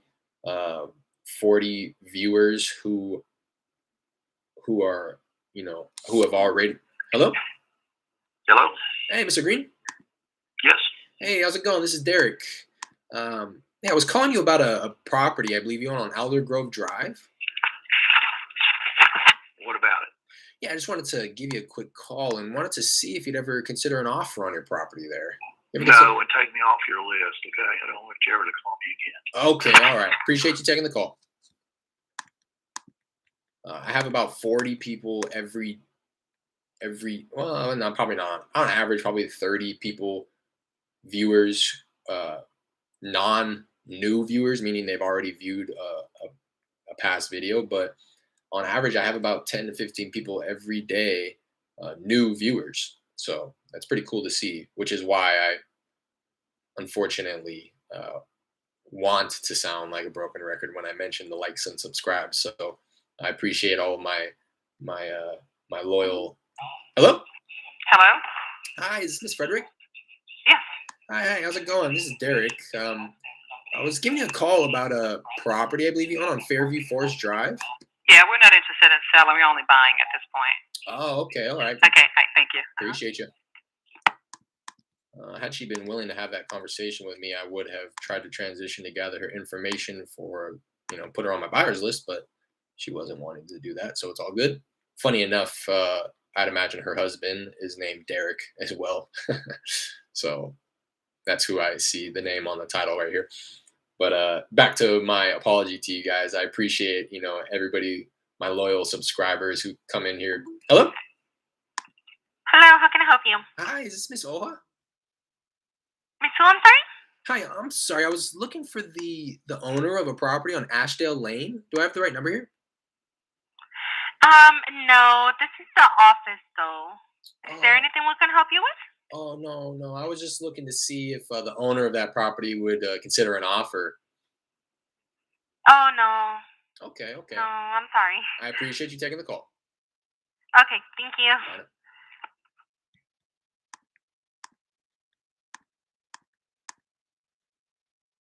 now. I haven't been able to get it out. Appreciate everybody who's a loyal subscriber who hops in here almost daily. There's a few of you guys, handful of you guys that hop in here almost every live stream. So I appreciate you bearing with me and putting up with my broken record of mentioning the likes and subscribes. That's all I wanted to say.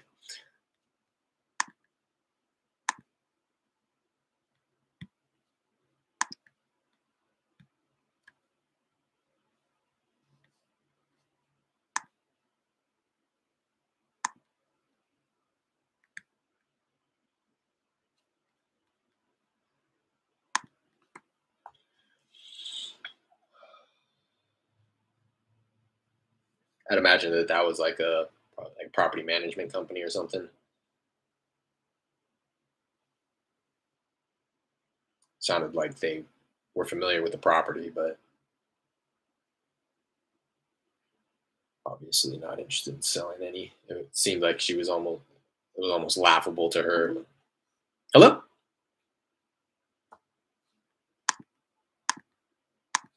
That I would even ask that.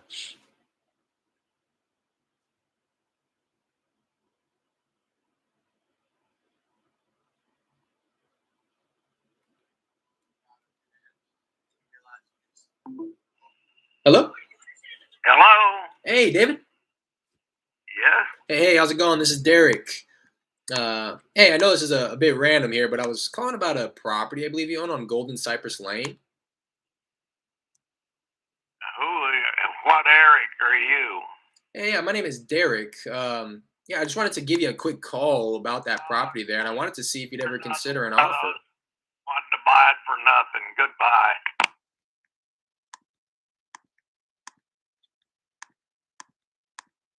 People like that are funny to me.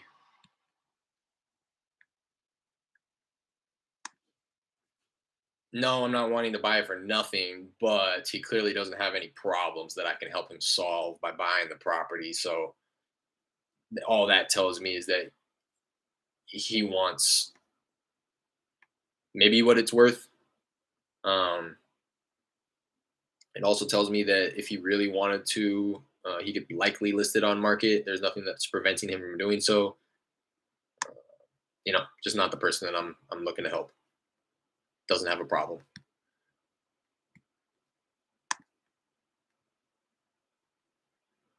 Or he has a problem and he's just stubborn and will never.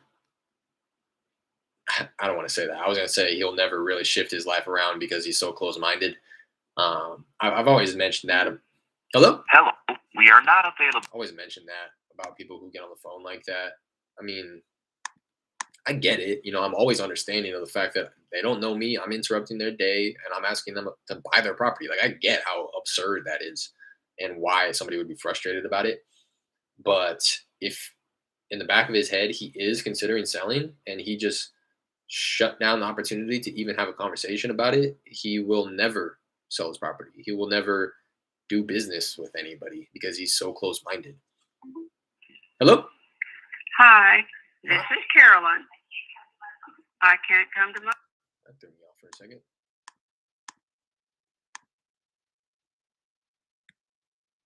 Appreciate you guys hitting that like button. Appreciate you. Appreciate you.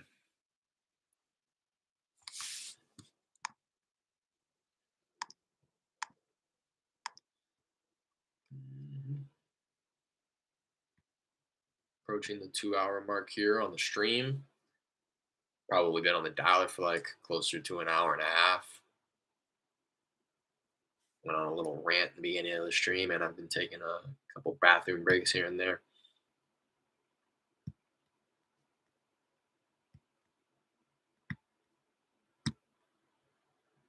Dialed through probably like a little over 300 probably like 330 properties, 340 properties so far today. I'd imagine I probably have about 15 contacts, nothing crazy. I probably am on like a 10 contact per hour rate right now, which is fairly low compared to if I was dialing through a fresh list. This list isn't beat up so much so that I'm not willing to call through it. I still think it's worth my time, but 10 contacts an hour is pretty on the lower end. On a strong hour, I'll get anywhere between 18 to 25. If I'm dialing through a fresh list, I'm locked in and I get a good amount of answers.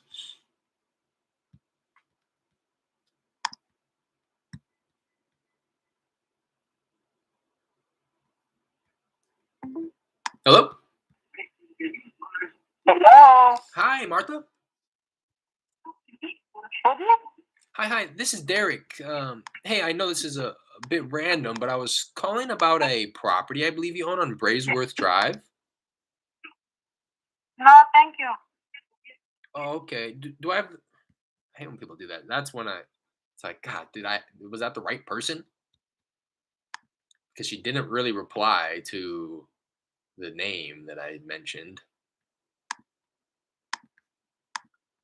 That's when I get frustrated.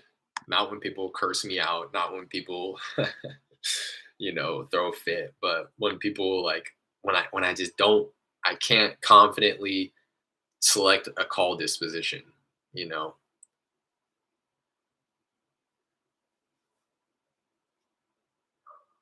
I want to stay true to my numbers and I want to be tracking my KPIs accurately as possible, but I also don't want to just assume that that was the right person, and never call the other numbers associated with that property. So in those cases, I tend to just mark it as wrong number to remove that number from the property so that I can still call through the other numbers just in case that wasn't the right person. Um, and I get an opportunity to connect with the real property owner that I was looking for. That's what I tend to do. Sometimes I just kind of make a guess and say, you know what, that probably was the right person. But now that I say it out loud, I need to get in the habit of just clicking through wrong number on all of them if I'm not 100% confident. Hello? All right, I need to use the restroom real quick. I'm just going to go ahead and hop off the campaign. I'm going to stay on the campaign for a second. I'm going to dial through the rest of these numbers, about 21 more properties to bringing the list down to 400, and then I'm going to transition to my follow-ups.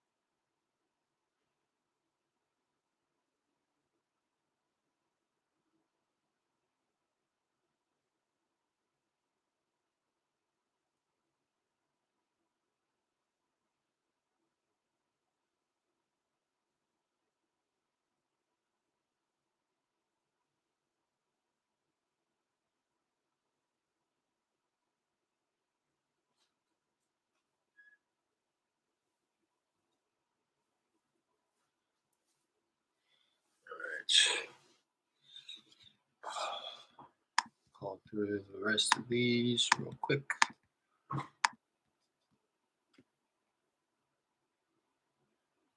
So I mentioned this a second ago, but I'll pretty much be able to, if nobody answers and just every single outbound dial times out, I can call through about what, eight numbers.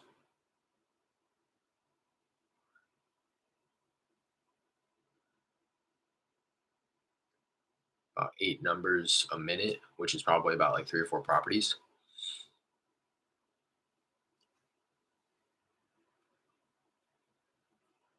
Um, Obviously, people are picking up when it's both the right person and the wrong numbers, so that slows it down a bit, but that's kind of what I'm looking at.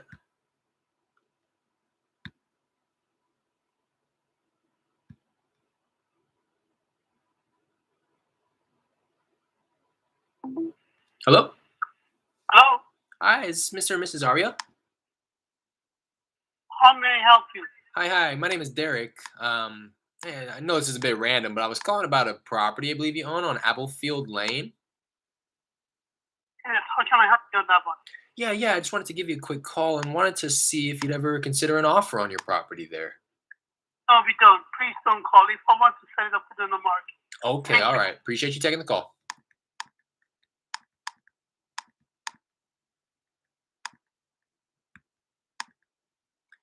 It's been a while since I've gotten a lead on the dialer.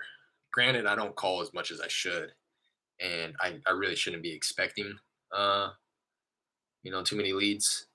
But that's a lie. I guess I got the other one the other day. It was Spanish speaking, so I referred it over to Jared and Raina. But um, I can't remember the last time I got somebody on the phone and I actually worked through my script, and gotten past that initial pitch there. I also can't, again, it's I think it also is a little rare to just call somebody out of the blue and have them give you the time of day in order to work through the script. A lot of times I'm getting like some consideration in people's voices, but it's more so like call me back, yeah, I'm down to have that conversation, but call me in a month or call me in a few weeks or call me later even. Uh, so I know that's why I want to really start focusing on the follow up and just I'm down for that. I'm down to hop on the phone with somebody and them tell me, yeah, I'm interested. Just not right now. Give me a call in a month. I'm down to give them a call in a month or in a few weeks. Uh, that's what I really want to start focusing on. Is not like trying to hit a home run on the dialer while I'm cold calling, but rather just sort and sift as best as possible, so that when I do go through my follow ups, I have a good number of people that I can reconnect with.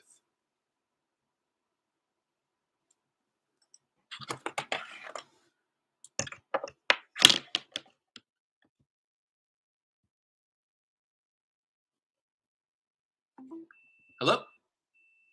Yes. Hi, is this Miss Ramirez? No.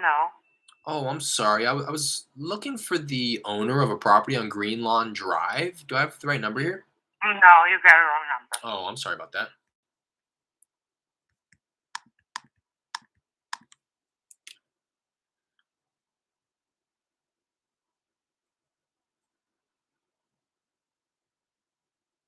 Kind of updating my leads board here with that woman that I was just referring to.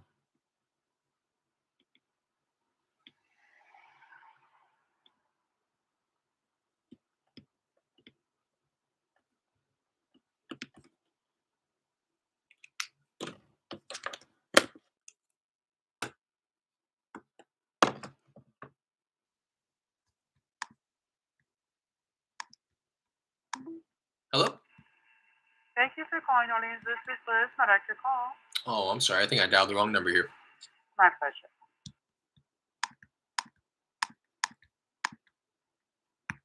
All right.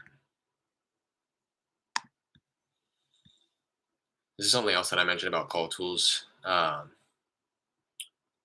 When I go to end my dialer, I will, or when the list is to zero, it will, when the list goes to zero, it'll give you a red notice over the top of the screen that says the campaign's out of leads.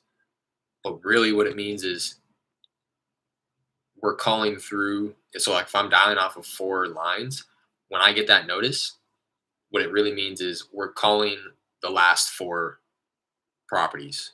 We just started dialing off of those last 4 lines, and there's nobody after that. So you'll find that if you get that red notice over the top that says the campaign's out of leads, give it like another 30 to 60 seconds, and more often than not, you will still connect with somebody after you get that notice. Same thing with when I go to hop off, I will switch my status from available to not available, and then I just let it breathe for, like I said, another 30 to 60 seconds, because although it says that it's not dialing, it's finishing the dials on the last few lines. So then I give it 30, 60 seconds, and if I still haven't connected with anybody after that, then I'll go ahead, hop over to the campaigns and say exit campaign. Just a little bit of a tip that I've been able to realize and gather in dialing off of call tools.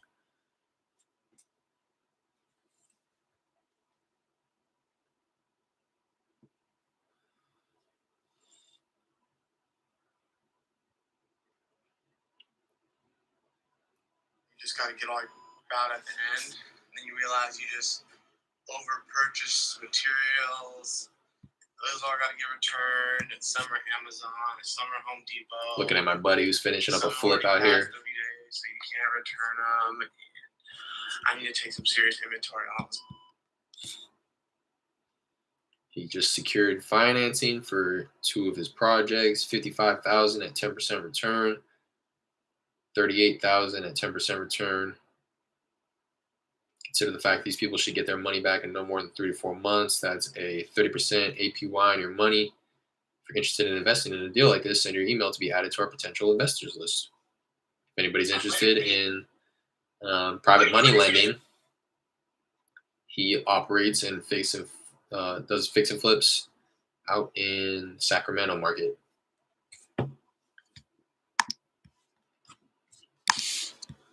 He's killing it out there.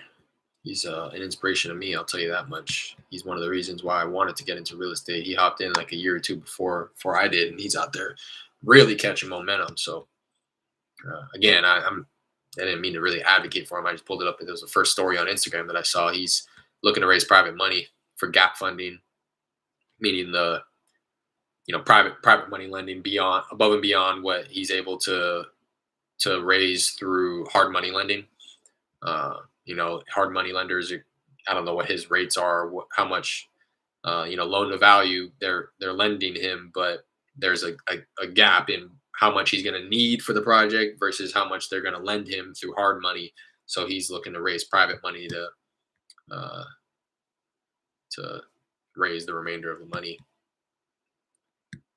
And I swear he put that up like this morning, saying that he was looking for people to lend private money, and already this afternoon he was able to secure that. I was thinking about reaching out to him and talking about it, but I want to sit a little bit more prettier on my nest egg before I start just throwing it around. Although I have all the confidence in the world in him that he would be able to return it to me and some. All right. First I want to just double check, see what the numbers were looking like today. 17% abandon rate. That's 12 people that I was unable to connect with because they answered the phone when I was on the phone with somebody else. Dialed a total of 993 times. I'm going to get back on the dialer just 1 second so I can make that an even 1,000. I can't end the day like that.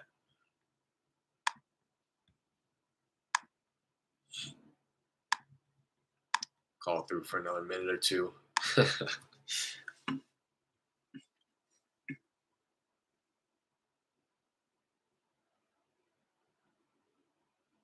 Man, I really don't have the time. I'm gonna try to sift through and pick out kind of the hottest leads. Or I might, to be honest, you guys, I need to get out of here within the next 30 minutes. I would hate to get on the phone with a hot lead and have the conversation unfold and then have to end it. Hello? Hey, what's going on? What can I do for you? Hey, is this Richard? Okay. Hey. I'm having a pretty good day.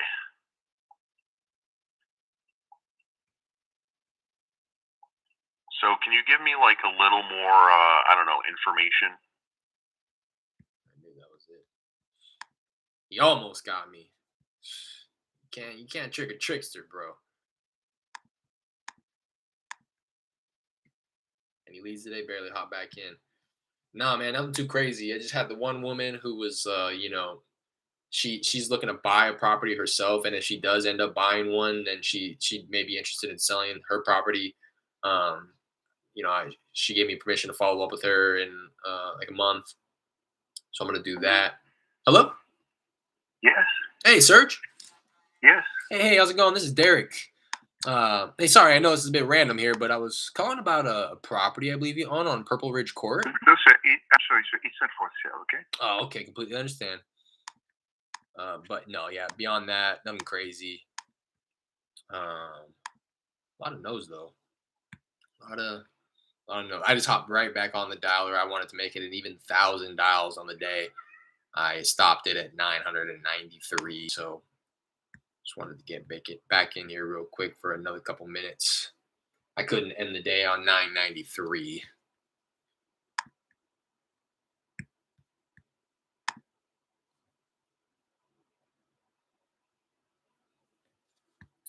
I think I probably already surpassed it. but I just want to be sure so I don't have to get back in here. He almost got me, man. Almost.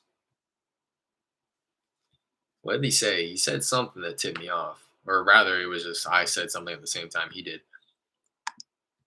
Probably because of that little delay with the predictive dialer. I've been calling him hand dialing, he probably would have got me. Well, he said, I'm having a pretty good day. I didn't ask. Hello?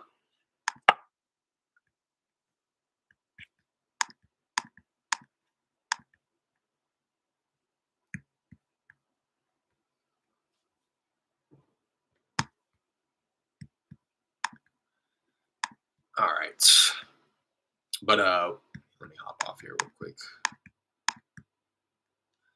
Same thing. I switched my status from available to not available. I let it breathe for another 30, 60 seconds just in case, I do end up connecting with somebody who the system is already dialing out to. And then after that, I'll then jump out and say exit campaign.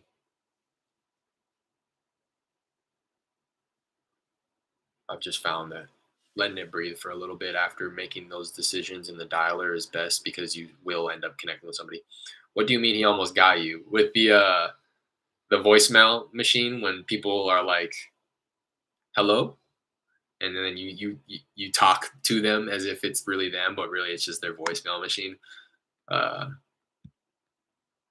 We went back and forth like 2 times, and then I just sat there for a second, and then he said something else, and I was like, oh. Almost. I mean, he pretty much did get me, but it just wasn't too embarrassing. All right, let me hop out here. Let me go back to the. All right, 1,029. Dang, 30, what, one dials since I hopped in just for a couple of minutes. So 1,029 outbound dials on the day. Of those, the machine detected that 234 of them were voicemail machines and 74 were actual people. And then again, 12 were abandoned, meaning that when I was on the phone with somebody else picked up and I wasn't actually there to talk to them. 700 no answers, 11 busies, 6 failed.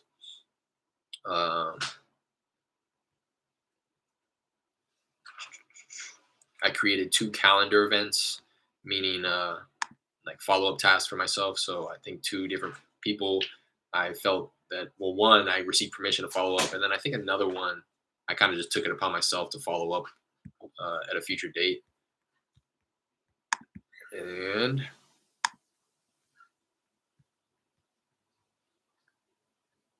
$22 wrong numbers. Let me get the 22 wrong numbers. Four times it actually patched me through to a voicemail. 21 contacts, 15 no contacts, meaning it was I got on the line and nobody was saying anything back. So like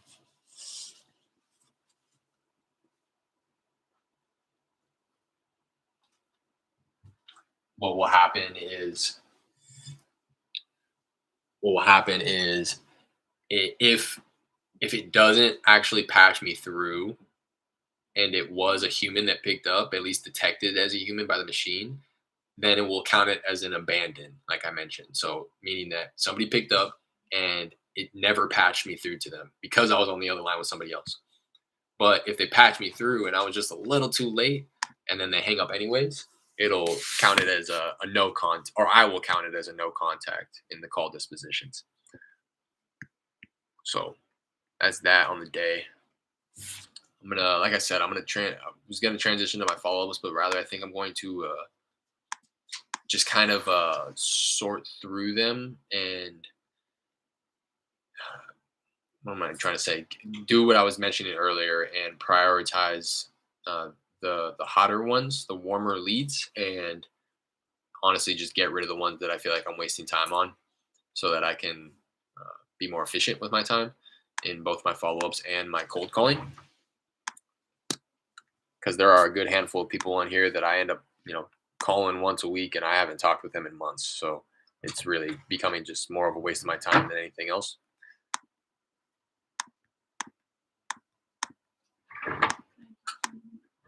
What's that?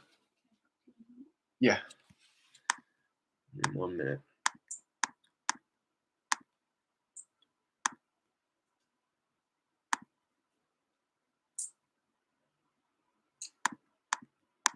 Doing here. There we go. So I'm going to go ahead and do that. There's not going to be anything for you guys to listen to on here. So appreciate you guys jumping in here today. I will be back on Monday. If you haven't already, do me a favor, hit the like and subscribe button. I greatly appreciate you. And check out the links in the description. Again, the Discord group down there is going to be the best way to get a hold of me when I'm not on stream. And I have my Instagram profile down there as well if you want to follow me and slide into the DMs. Like I mentioned, I don't have like my notifications turned on for Instagram, so the Discord group is going to be the best way to get a hold of me when I'm not on stream. So appreciate you guys, and I'll see you on Monday.